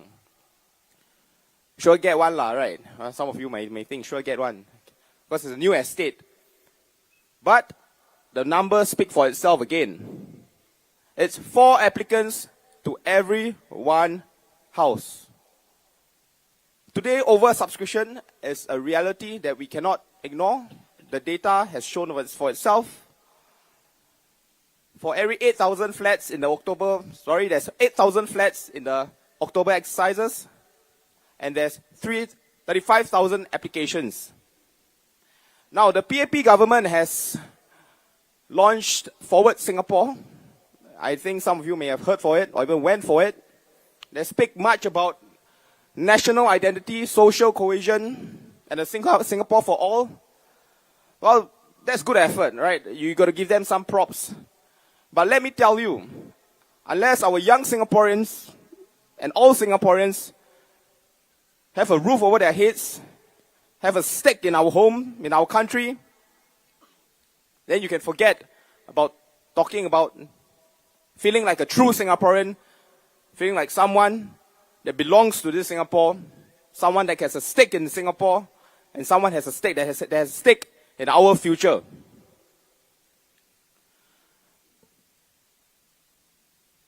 the only way to have our young, middle-aged, and old, committed, dedicated, you've heard my colleagues, many young Singaporeans, my peers alike, they've decided to move overseas, or some maybe they think, okay, let's stay in JB, it's cheaper, less stress.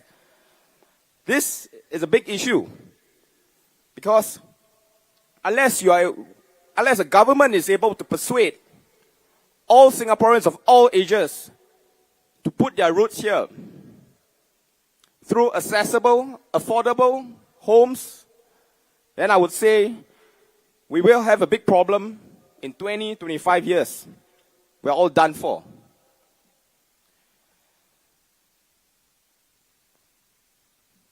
Now, just yesterday or this morning, I was doing my walkabouts in Bukit Batok West Hawker Center.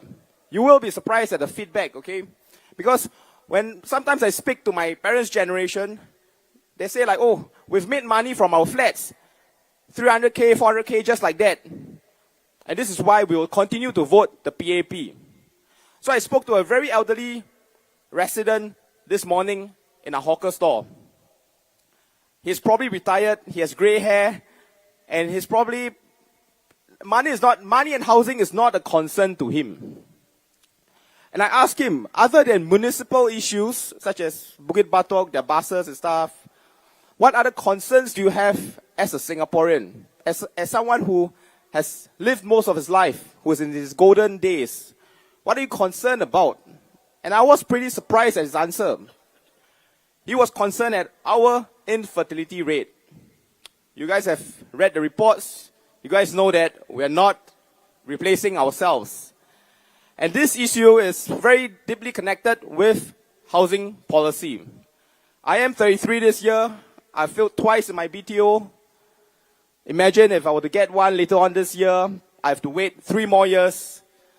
When can you expect young Singaporeans to have babies?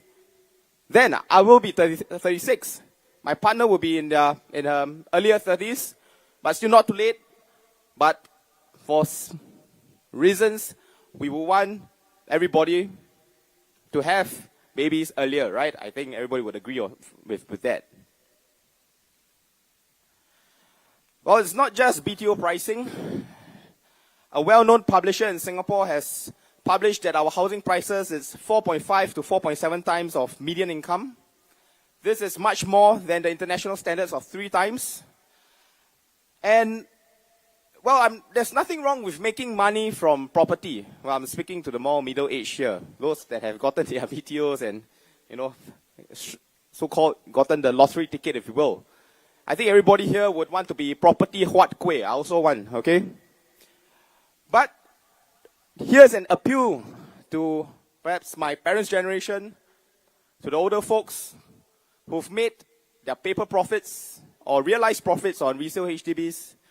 Perhaps it is time to pause and give some reconsideration and ask yourself, where can this eventually lead to?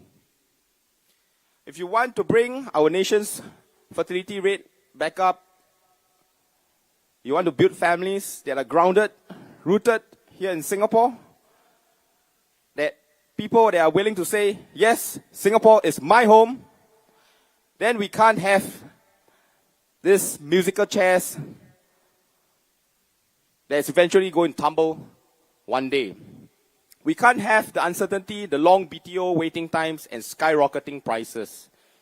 Relooking housing policies is something that RDU and Red Dot United will push for in Parliament if elected. My team and I will make sure that a roof over our heads for all Singaporeans remain affordable and accessible for all. Today, I speak not just for the residents of Jurong East and Bukit Batok, but for all Singaporeans. Well, as you guys have known, the recent tariffs by the Trump administration have shaken us. But the issues Singaporeans face at home have been front and center of our minds even before Trump's second presidency. In repeatedly pointing to geopolitical issues, the PAP seems to have forgotten that there are issues yet to be addressed and resolved here back at home.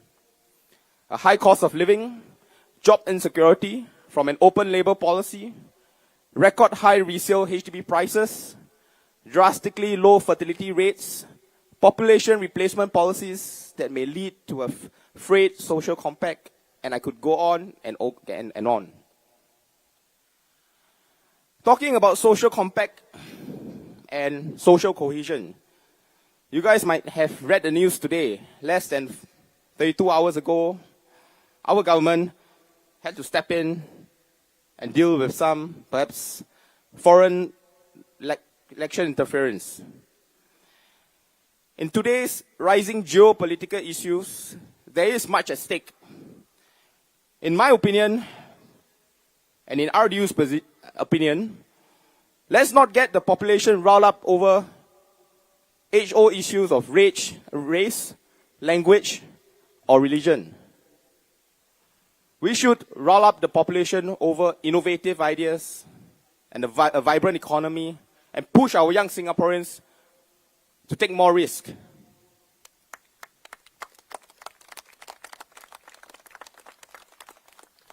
This might sound familiar to you, but bear with me. Whoever that governs Singapore must have that good sense in him. Then let me ask you, with the recent controversies from ministers being charged in court, opposition MPs being charged in court, well, resale prices skyrocketing, MRT breakdowns, and a frayed social compact, let me ask you, does the PAP government truly deserve a blank check victory in this election?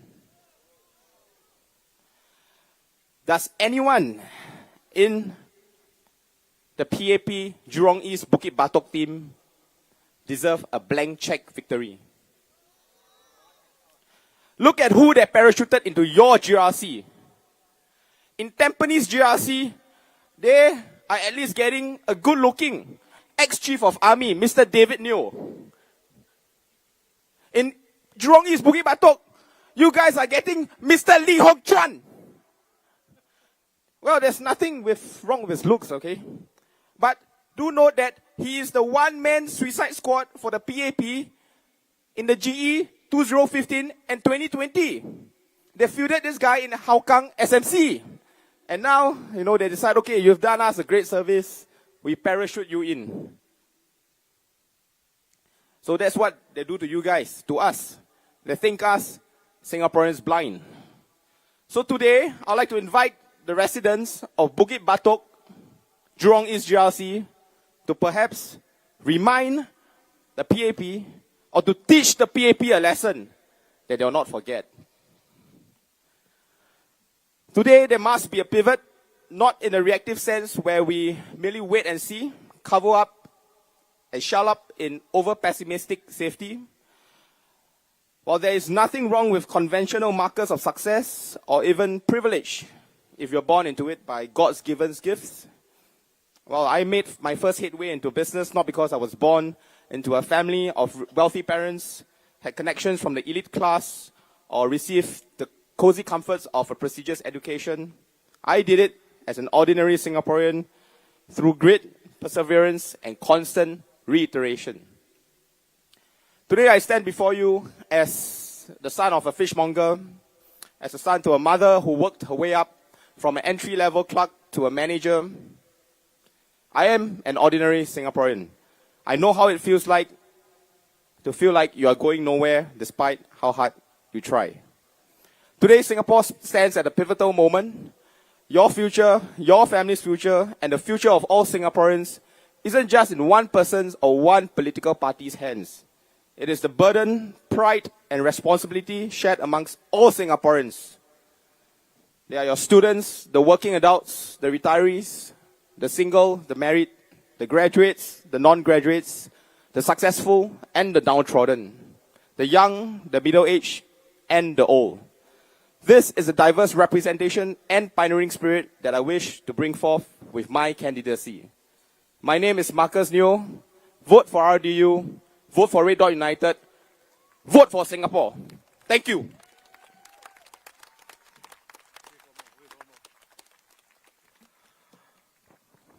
Well, residents of Jurong East Bukit Batok GRC, you have heard from your first candidate Mr. Marcus Neo.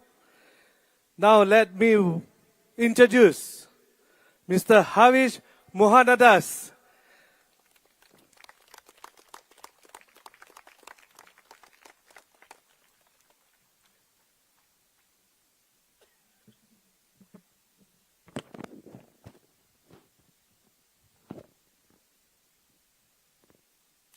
The role of a politician is to steer their community in the right direction. The role of a politician is to steer their community in the right direction. In my introductory address to you, the residents of Jurong East-Bukit Batok GRC, on 5th April 2025, I mentioned that Singaporeans deserve greater control over our lives and our livelihoods. During my address as a potential candidate for Jurong East-Bukit Batok GRC on 16 April 2025, I highlighted why, with a rising cost of living, you risk losing control over your lives. I also highlighted, with unfair competition for jobs, you risk losing control over your livelihoods. From my interactions with constituents of Jurong East-Bukit Batok GRC, I found that many feel a losing sense of control, both over their lives and their livelihoods. Even amongst those who currently felt comfortable and in control, most expressed concern that the lives and livelihoods of their children. What if HDB flats keep on increasing in price? Can my kids be able to afford? This concern was very, very common. I believe that Singaporeans deserve better. We deserve greater control over our lives and our livelihoods. But how do we do this? Let me let you in on the secret. We need to iterate and iterate and iterate and iterate and iterate, and eventually we will get there. Now, notice that I didn't use the word try. We cannot keep on trying. The opposition cannot keep on trying. We need to keep iterating. When you try, you just try. You may fail. Perhaps with some luck, you may succeed. But you do not learn. However, when you iterate, you accept that you will always fail to be perfect. But you also know that you will always be moving closer and closer towards your goals. You get closer and closer towards secure housing. You get closer and closer to equitable healthcare. You get closer and closer to assured prosperity. You get closer and closer to a resilient economy. And you get closer and closer to achieving transparency in governance. Now, you can't do this blindly. When you iterate, you will need to know where you stand currently. You will need to know your goals. You will need clear, honest feedback about both your goals and where you currently stand. And then you will need to work on closing the gap. This is just one cycle. You will need to keep doing this in cycles and cycles until the gap between your goals and where you stand is small enough such that it no longer matters. Then you can take it that you have achieved success. This is the way that you work towards your goals. Those of you who have been successful will recognize this pattern. And those of you who do not yet feel successful can take heart that this is the route to success. But what does this picture miss out? It misses out the fact that you need to survive each iteration. It misses out that you don't have all the time in the world. You need to survive, and you need to keep track of time. However, for the elites, the well-connected, and the super rich, they can keep iterating with little regard for survival. With their wealth, status, and the system in place, they can buy your time and make it work for them. But for you and I, we must make sure that we survive. We must always be cognizant that we don't have infinite time. Thus, we need to be sharply aware when the goals we seek get further and further away from us, or when the effort it takes to close the gap between our goals and the current station in life becomes greater and greater and greater. And that is when we need a new social compact. This is what Red Dot United brings to the table with its proposals. Make no mistake, there will be those who try to distract you with reductionist analogies and try to fool you, but you need to remain steadfast. The question is, are your goals getting further and further away from you? The question is the effort that it takes to close the gap between your goals and your current station in life getting larger and larger and larger? And this, I reiterate again, is when you need a new social compact. And here at Red Dot United, this is what we bring to the table with our proposals. Thank you.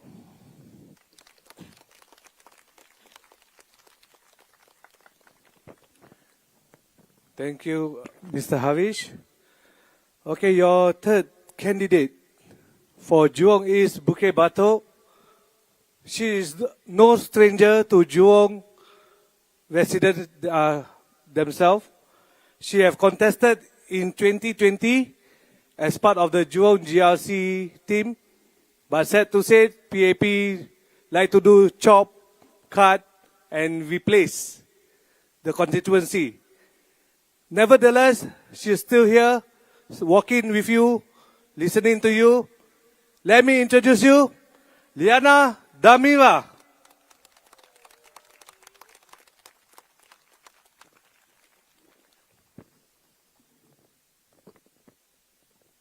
I'm going to give two language speeches today, but given that my adik just sat down, I'll give her a break first. Takes a lot. Can we give a hand to our sign language interpreter, please? Louder, please. They use their hands to sign.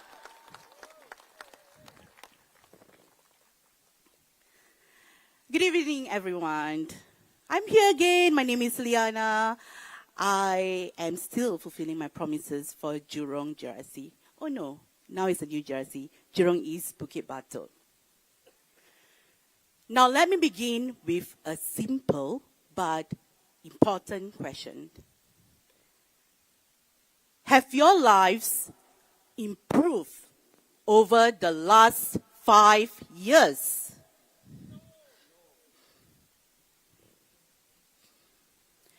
Take a moment to think about that.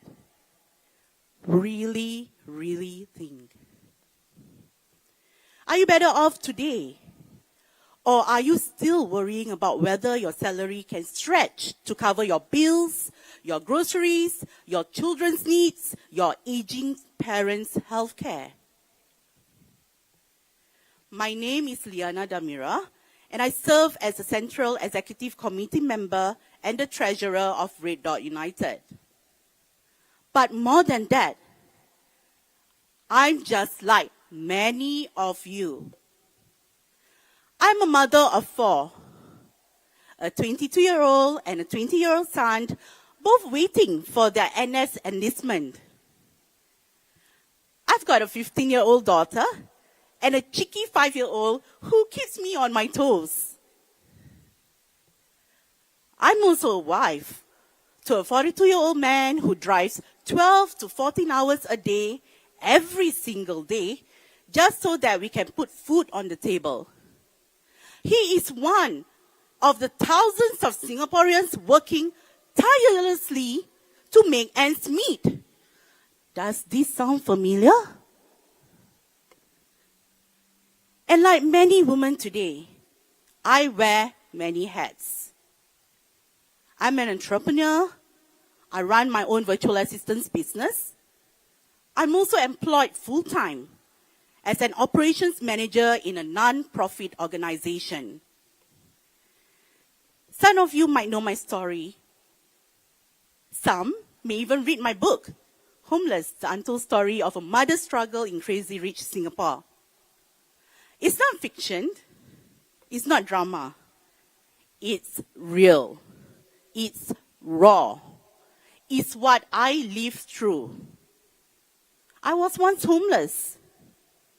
I was once a single mother with 3 children, raising them without support, nor a single cent of maintenance from my deadbeat ex-husband.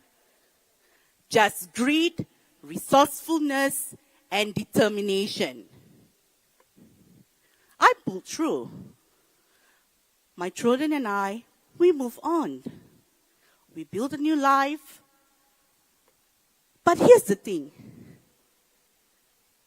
What I went through 15 years ago is still happening today. And that is what breaks my heart. Just a few days ago, I met a resident who told me they had to cancel their medical appointment. Why? Because they had to choose between paying for a consultation or buying groceries to eat at least one meal that day. Imagine that. In a country as wealthy as ours, people are still having to choose between food and medicine. Yes, we hear about government vouchers, support schemes, but how dignified it is to have to depend on handouts just to survive.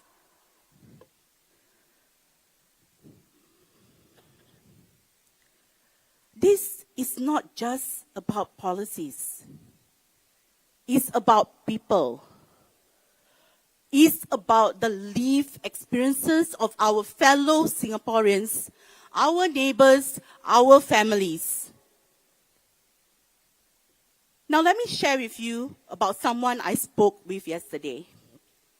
A taxi driver who picked me up on the way to a walkabout in Jurong East-Bukit, Batok, GRC. He shared his thoughts with honesty and frustration. He said he's from the baby boomer generation, and he remembers a time when politics meant something, when leaders were, in his words, hardcore. When they were visionary, bold, and committed to building a nation. But now, he questions the new PAP leadership. He questions their caliber, their substance, and their ability to lead. He feels they lack foresight, critical thinking, and creative solutions. How many of you feel the same way?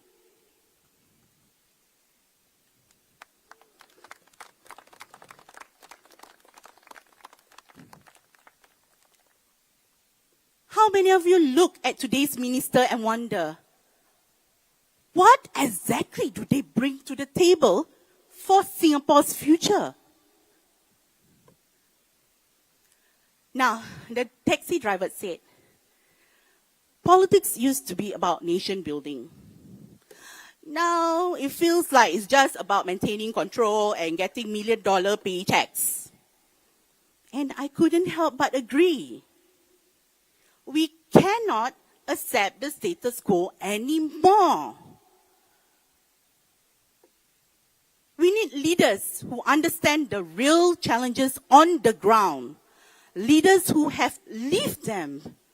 Leaders who don't just speak from air-conditioned offices, but from a place of shared experiences. My dear fellow Singaporeans, these are your leaders.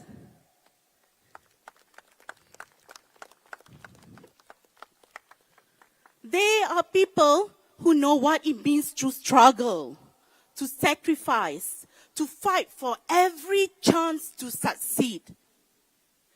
That is why I stand here today, not just as a politician, but as a mother, a wife, a worker, a Singaporean who wants better for all of us.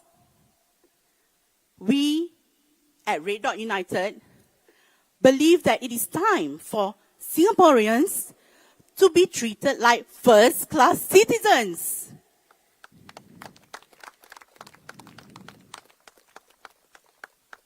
We believe in a fairer Singapore where policies serve people, not just profits. Where no one is left behind simply because they were born into less. Where dignity is not a privilege, but a right. So I ask you once again, have your lives improved over the last 5 years? If not, then ask yourself, what will the next 5 look like if nothing changes?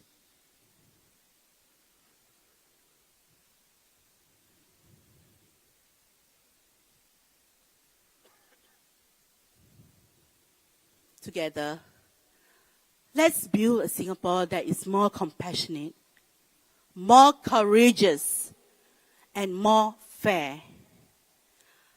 First-class citizens, fairer Singapore, vote for RDU!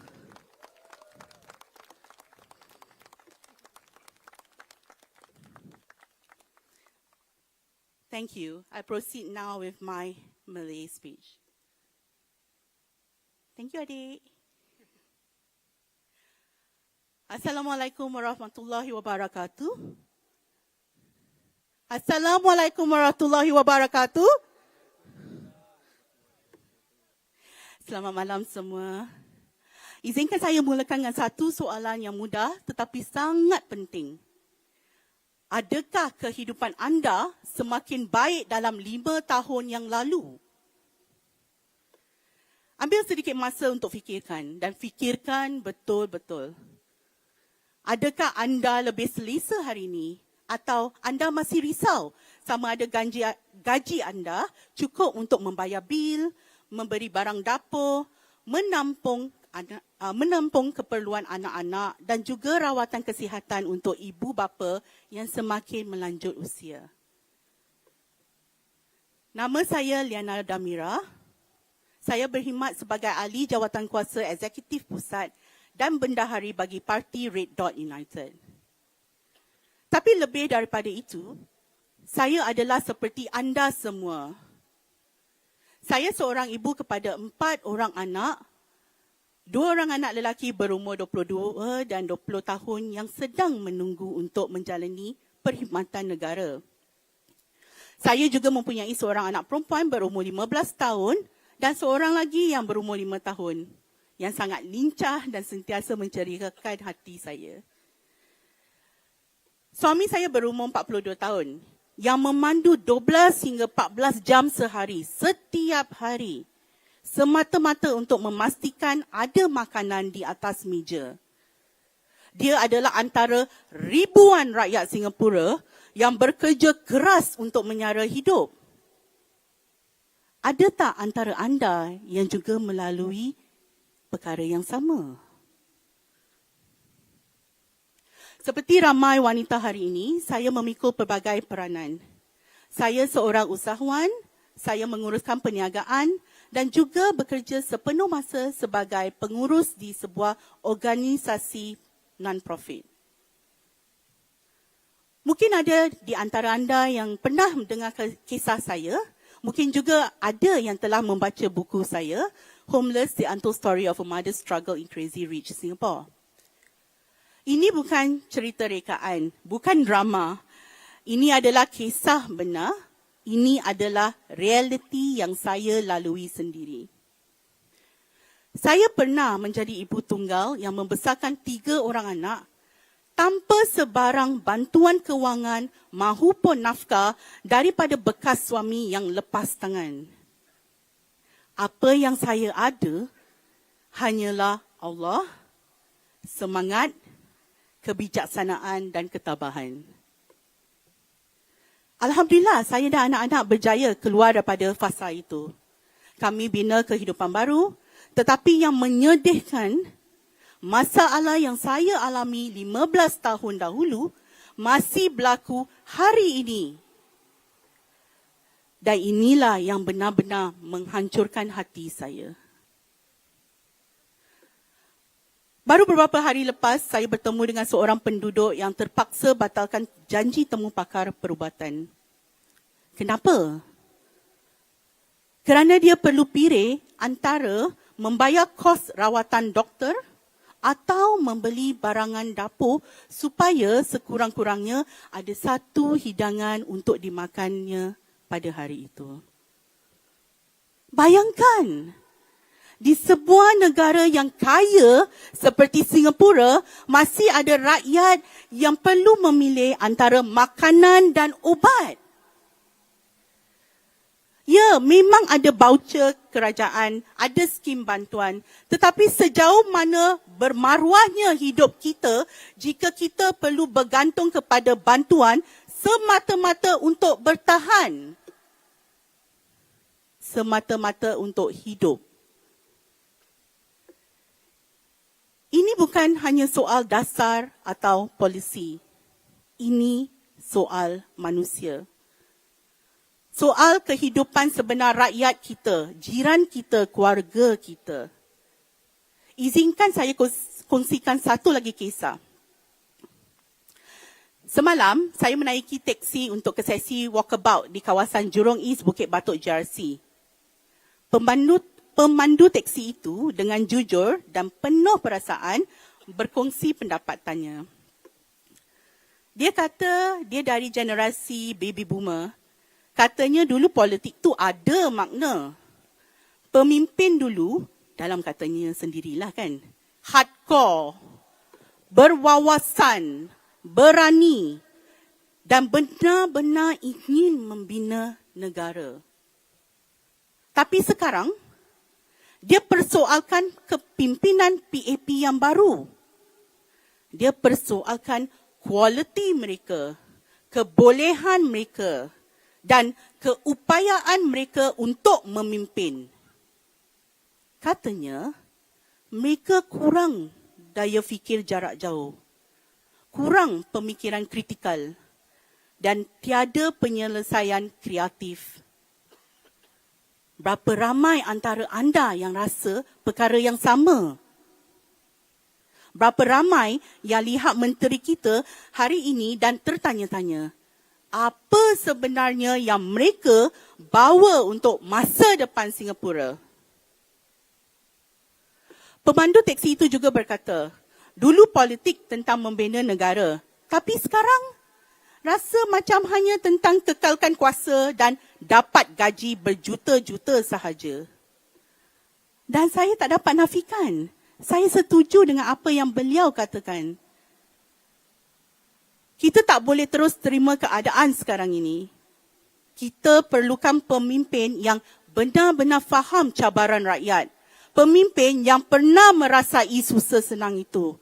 Yang bukan hanya bercakap dari pejabat berhawa dingin, tetapi dari pengalaman hidup yang sebenar.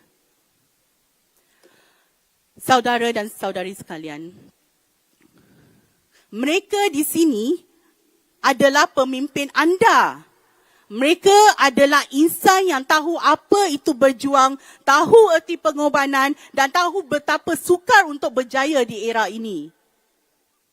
Itulah sebabnya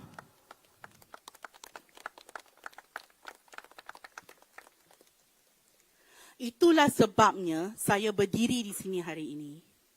Bukan sekadar sebagai ahli politik, tetapi sebagai seorang ibu, seorang isteri, seorang pekerja dan rakyat Singapura yang mahukan masa depan yang lebih baik untuk kita semua. Kami di Red Dot United percaya bahawa sudah tiba masanya rakyat Singapura dilayan sebagai warga negara kelas pertama. Kami percaya pada sebuah Singapura yang lebih adil, di mana dasar dan polisi memberi manfaat kepada rakyat bukan semata-mata keuntungan, di mana tiada siapa yang ketinggalan hanya kerana mereka dilahirkan dalam keadaan serba kekurangan, di mana maruah hidup bukan satu keistimewaan, tetapi sesuatu hak asas. Jadi saya tanya sekali lagi, adakah kehidupan anda semakin baik dalam 5 tahun yang lalu? Jika tidak, tanya diri sendiri, bagaimanakah 5 tahun akan datang jika tiada apa-apa pun yang berubah? Ayuh kita bina Singapura yang lebih penyayang, lebih berani dan lebih adil. Warga negara kelas pertama, Singapura yang lebih adil, undilah RDU. Terima kasih.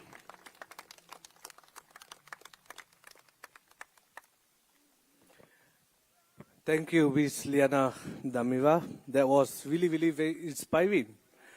Okay, before we proceed on for the other two candidates in Jurong East-Bukit Batok, may I call for all Singaporeans here, especially in those watching us live over the internet, as well as over here at the valley sites in Bukit View Secondary School. You can head down to our website at www.red.united.sg to get to know more about us, to get to know the manifesto that we have presented, as well as our shadow budgets. All these things will not make it happen. Okay, Ravi cannot make this happen without donations from the general public. Your donations to Red Dot United means a lot to us. It's not only about building up the party. This donation is to determine the future for you, your children, and your grandchildren in years to come. Red Dot United will always be here to fight and give each Singaporean a fairer chance in life in Singapore and make sure that our government is accountable for their actions. So I do urge and call for the donations for you with your generosity to donate with us through our website at www.red.united.sg. You can make it by PayNow. And now, without further ado, let me just introduce to you. He's an artist, a freelance artist, a dedicated, passionate guy who loves Singapore. Mr. Ben Phua.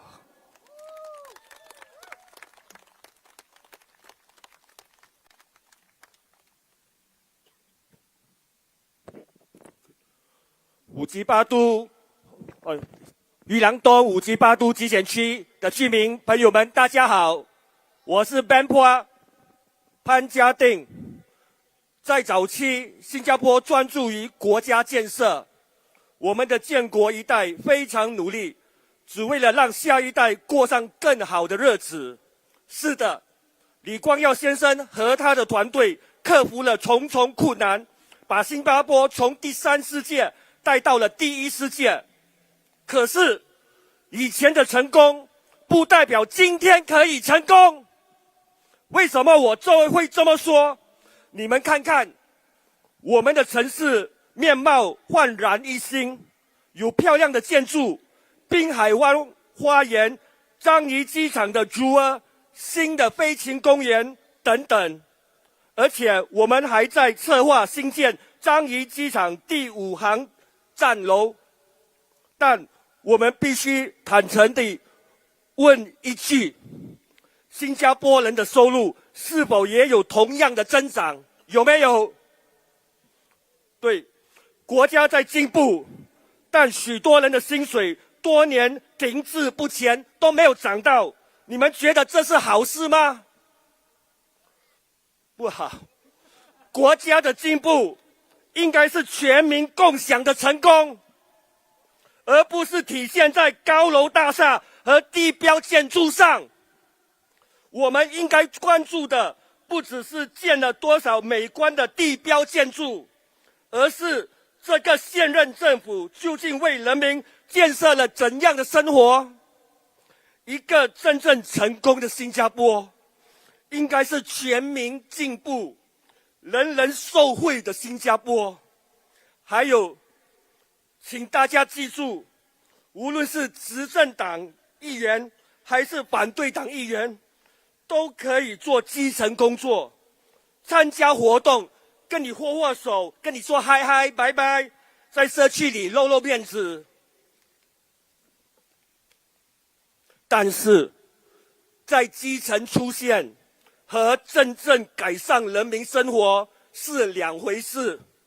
我们不能忘记，当这些 PAP 议员走入社区，跟你笑笑嘻嘻握手，大家心里也清楚，你们也见证了，你们最终他们还是最终支持调高消费税 GST、交通费等等，让你们生活不好过，对不对？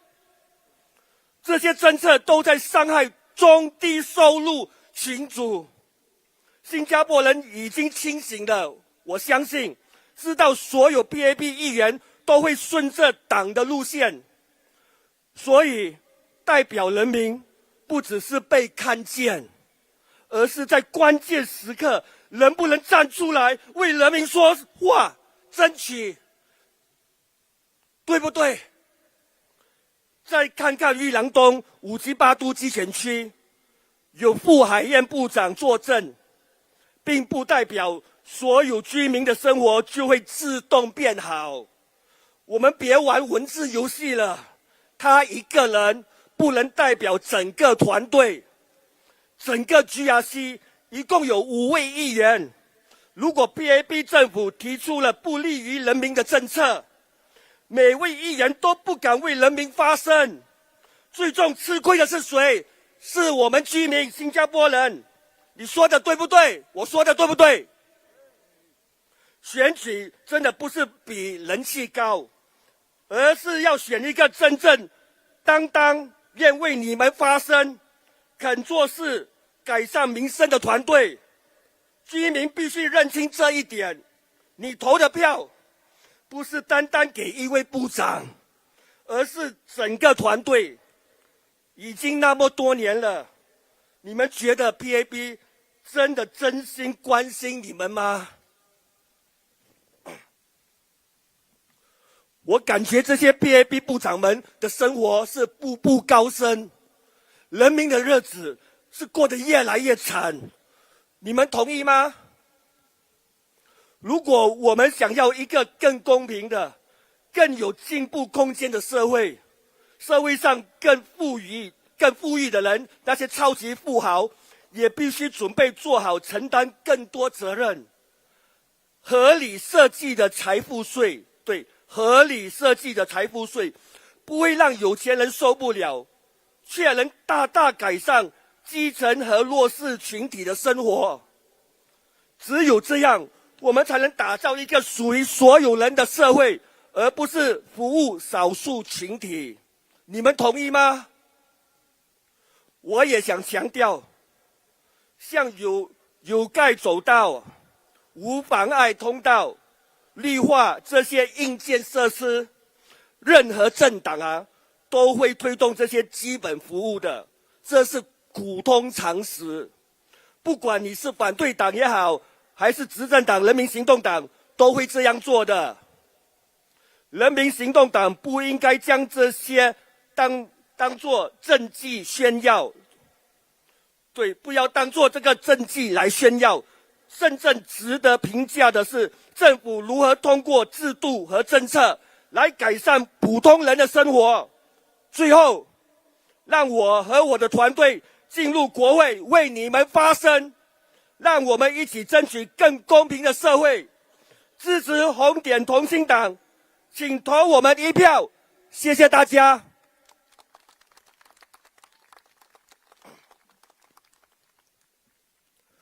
Now let me speak briefly in English. Hello Singaporeans, hello residents of Jurong East-Bukit Batok GRC.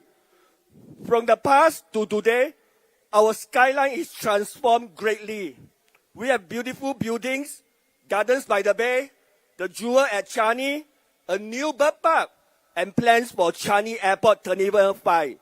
But let's ask ourselves honestly, has the people's income grown in the same way? While the country moves forward, many workers' salaries have stayed stagnant for years. National progress should be shared by everyone, not just seen in buildings and landmarks. It's time to look not just at the buildings we have built, but the lives we are building.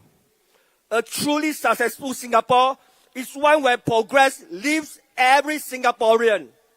Please remember, any MP, whether from the ruling party or the opposition, can do grassroots work. Any MP can attend events, shake your hands, smile at you, and be visible in the community. But there's a difference between being seen on the ground and truly improving people's lives.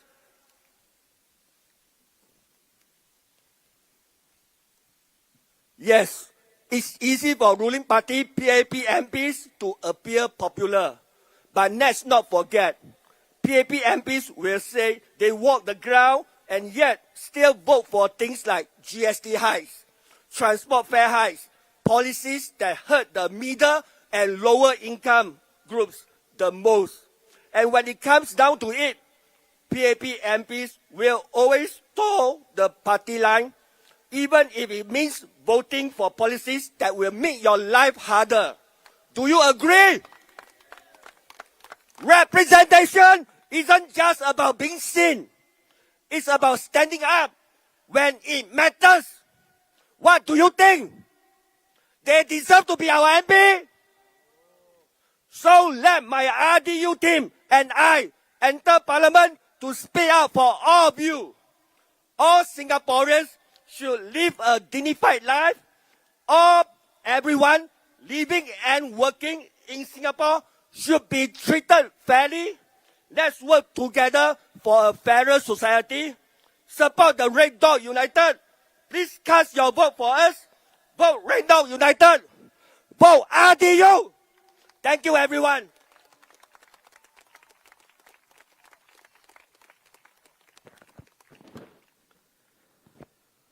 Wow. I try to sink in the passion from there, yeah. So, last and foremost, we have the candidates for Jurong East Bukit Batok, Mr. Osman Sulaiman.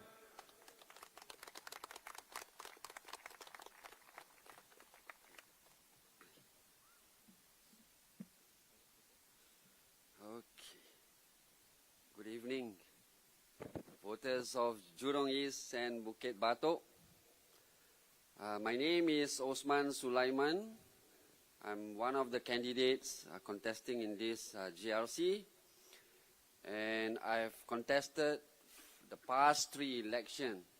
And surprisingly, today, the issues of the past is still valid today.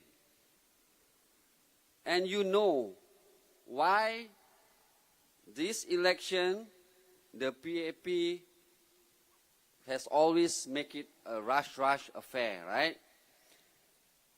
They want to make it as short as possible. It is because they know that they are not as strong and formidable as some of us would like to think they are. How else can you explain? How else can you explain the rush election period of 9 days, the gerrymandering of the electoral boundaries, and the longer airtime the PAP has on political broadcasts? You know, if you are a strong opponent, you'll fight a fair competition. Whereas a weak opponent will resort to underhand tactics to gain the upper hand. Despite the unlevel playing field that the opposition parties have faced, we will continue to do our best with whatever little resources that we have. Singaporeans have been giving numerous feedback to the PAP government, but it has fallen on deaf ears. For 30 years, the PAP has not been able to solve our long-standing issues. In fact, it has worsened over time. They boast that they have a track record second to none, which is true. But please also be reminded that these track records include the downward spiral of our fertility rate, the increased income inequality, the higher cost of living, and the skyrocketing prices of flats, and expensive healthcare, and most importantly, the stagnation of your wages. So these are the track records too. Recently, the Prime Minister Lawrence Wong has said the best way to manage cost pressure is to keep income rising faster than inflation. Now I want to ask Minister Lawrence Wong, what has he implemented to keep our income rising faster than inflation? Nothing. Nothing concrete.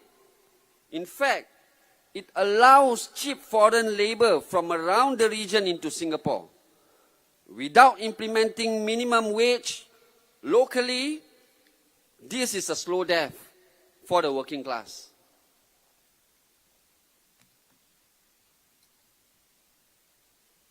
When we talk about housing, it is the cornerstone of security for many Singaporeans. Yet, rising prices and the counting down of the 99-year lease threaten this stability. Our flats are getting smaller in size, but higher in price. HDB has refused to disclose the cost of building our flats. And I guess they know why. I'm sure they know why they refuse to disclose this figure to us, because they know that this is a money-making machine for them.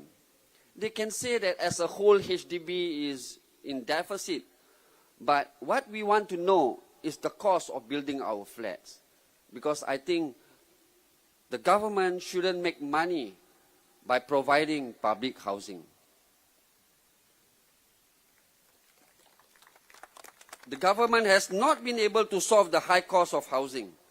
And it is always rigid in its implementation of reform, preferring instead to tweak the system rather than holistically revamping our housing policies.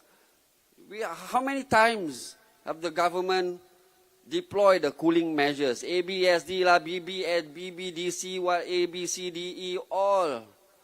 The price of our house is still rising. So in RDU, we actually propose that HDB estate should be eligible for SERS. We also want to introduce a rent-to-own scheme for lower-income groups and young singles, and recommend restriction on resale purchases by new citizens and PR. This will allow Singaporeans to prioritize long-term housing supply for Singaporeans. So, my dear Singaporeans, the rising cost of living isn't just a number. It is a wake-up call. But the government has fallen asleep. It allows the cost of living to continue to rise. And it is time to build an economy where opportunity doesn't come with a price tag. You see, just last year, the SP Group has posted that it made $1.1 billion in 2024. It's billion, not million. $1.1 billion in 2024. But yet, our water and electricity tariff keeps going up. While corporations post record profits, working families like us, we clip coupons just to survive. That's not an economy, it's exploitation. And we in Red Dot United are here to change it. No families should have to choose between medicine and meals. Tackling the cost of living isn't a slogan for us. It is our top priority. With more opposition candidates in Parliament, we are able to scrutinize policies in detail. Data should be made transparent so that full public discourse can take place. So you see, when each time the opposition parties, offer an alternative solution, the PAP keeps repeating the old rhetoric. It will bankrupt the country. It's bullshit. The PAP of today is not the frugal party it once was. Millions of public funds have been wasted, which if we put in the right place, it can be channeled towards funding more social programs and creating a first-class citizen.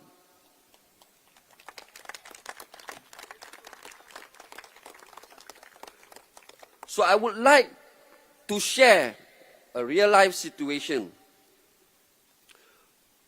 My dad was diagnosed for having lung cancer in 2022, so at the age of 81. So what saddens me the most is that despite having money in his MediSave account, he wasn't able to utilize any of his funds. There are a lot of limitations regarding the use of his MediSave. In any case, sorry, just now I was very heated up. I used the word bullshit, yeah? My apologies. So there's a lot of limitation regarding the use of his MediSave. This put a strain on his finances at that time, and obviously feeling indignant that he has to skip doing some of the treatment. So he has decided, to do away with treatment altogether, despite our assurances to him that we can afford, the children can afford his treatment. But he is a proud man. He is more upset that when he has the money in MediSave, he cannot utilize it for his operation. So healthcare should be a right, not a burden. This is why RDU in our manifesto outlines reforms to ensure Medifunds is more accessible. Expand our MediShield Life to include mental health and chronic disease treatment, and cap out-of-pocket healthcare costs.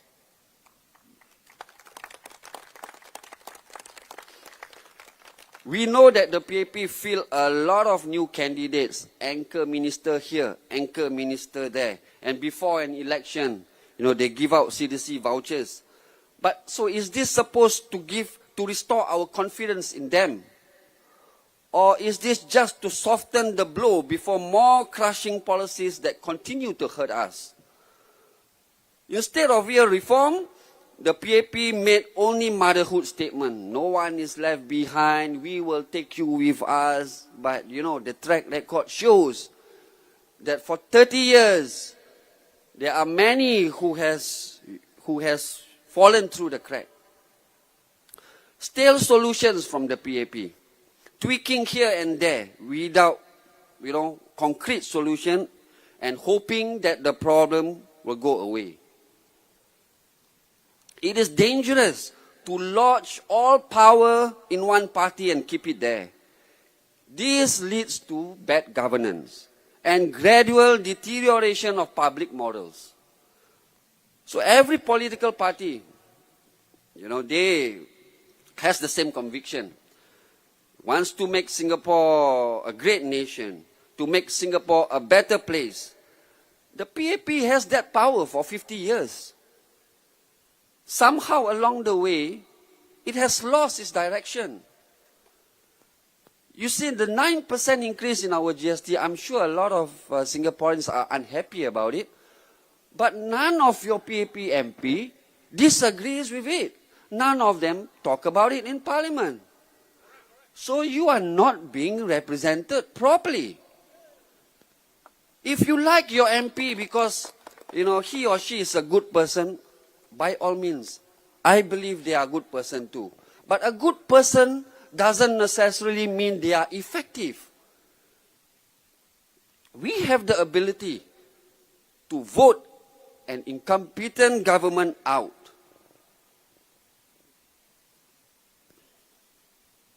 As an example of the PAP's policies failure, the fertility rate, as everyone knows, is 0.97%.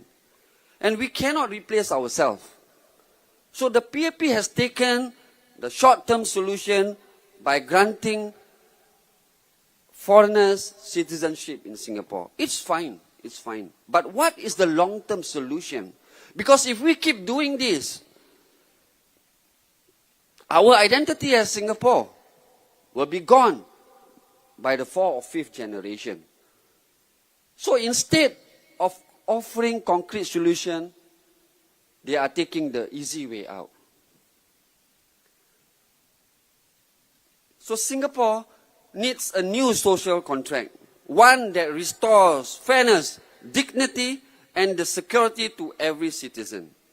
Dear voters of Jurong East and Bukit Batok, RDU offers a clear, people-first alternative to the status quo, where every Singaporean is treated as first class. And we take town council management very seriously. So this election provides you, the resident of Jurong East and Bukit Batok, a real choice. We need your support, and every single vote counts. If Hougang voters, residents are called warriors for voting the opposition party, and then on the 3rd of May, 2025, Jurong East and Bukit Batok voters will be the paladins of the West. Vote for Red Dot United. Thank you and good night. Okay, thank you, Mr. Osman. Okay, that is all the 15 candidates. Before we make a move, let me just recap again. All the 15 candidates for Red Dot United. From Holland Bukit Timah, Mr. Sharat Kumar. Emily Wu. Nizar Subail. And myself. Jurong Central SMC, Ms. Kala Manikam. Nisun GRC, Dr. Syed Alwi, Dr. David Fu, Mr. Pang Heng Chuan, Ms. Sharon Lin, and Mr. Ravi Philaman, as well as Jurong East Bukit Batok GRC, Mr. Osman Sulaiman, Mr. Ben Pua, Miss Liana Damiva, Mr. Havish Mohanadas, and Mr. Marcus Neo.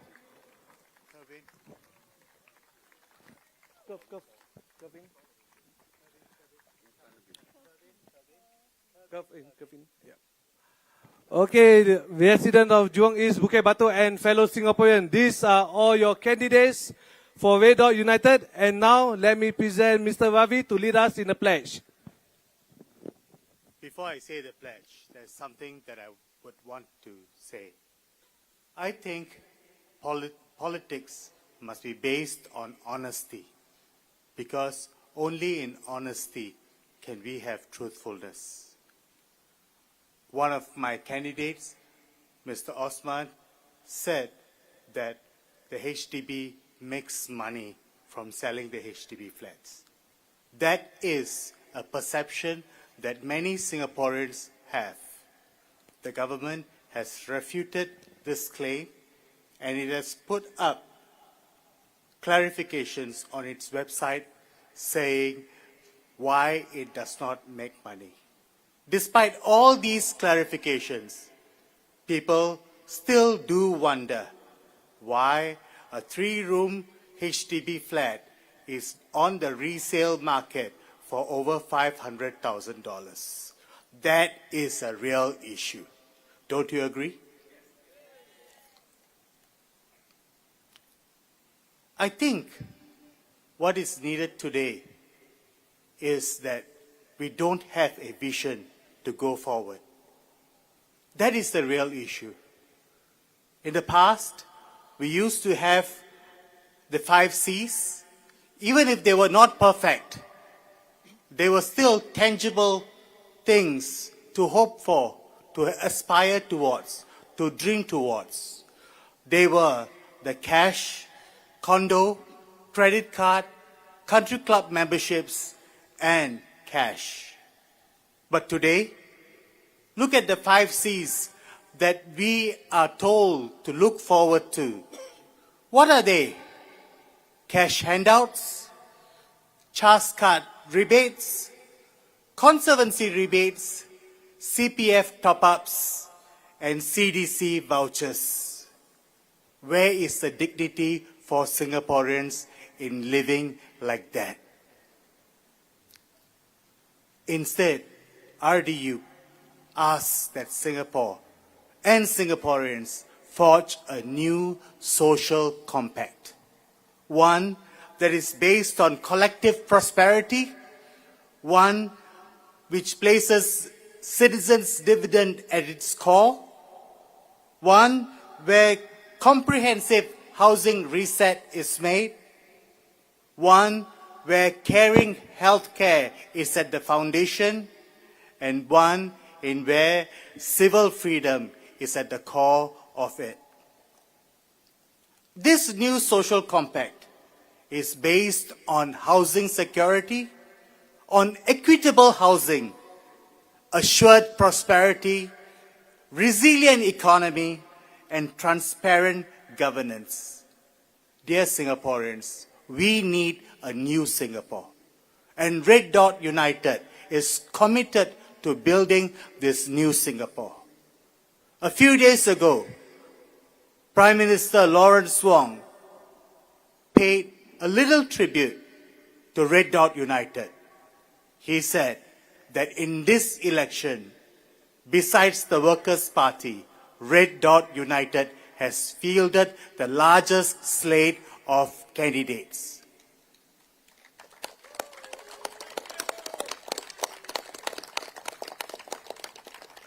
We are not kucing kurak. RDU is here to stay. And we have given you a good slate of candidates that you can put your trust in. In our slate there are PhD holders, there are captains of industries, there are entrepreneurs, and of course, there are very young Singaporeans.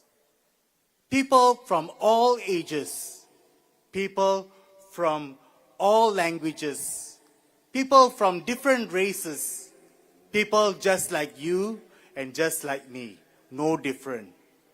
We are not cut from the same cloth. Look at the candidates that the PAP has offered you. They have offered you the same and the same. Civil servants, people who are linked to the establishment, people who are cut from the same cloth, people who live in ivory towers, people who align more with the billionaire class. Do you think they will make life better for you?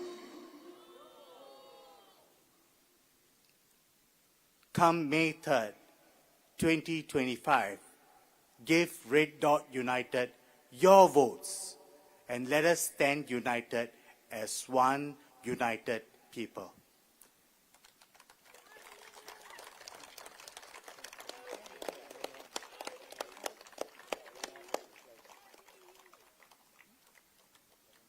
And towards that, let us take our pledge together. We, the citizens of Singapore, pledge ourselves as one united people, regardless of race, language or religion, to build a democratic society based on justice and equality, so as to achieve happiness, prosperity, and progress for our nation. Thank you, Singapore. Thank you, everyone. Red Dot United. Red Dot United. Red Dot United. Red Dot United. Red Dot United. Thank you, everyone. A very good evening to you. And we'll see you again at our next rallies. We'll see you on the ground. And you can catch our action on our website. Thank you very much and good night. Good night.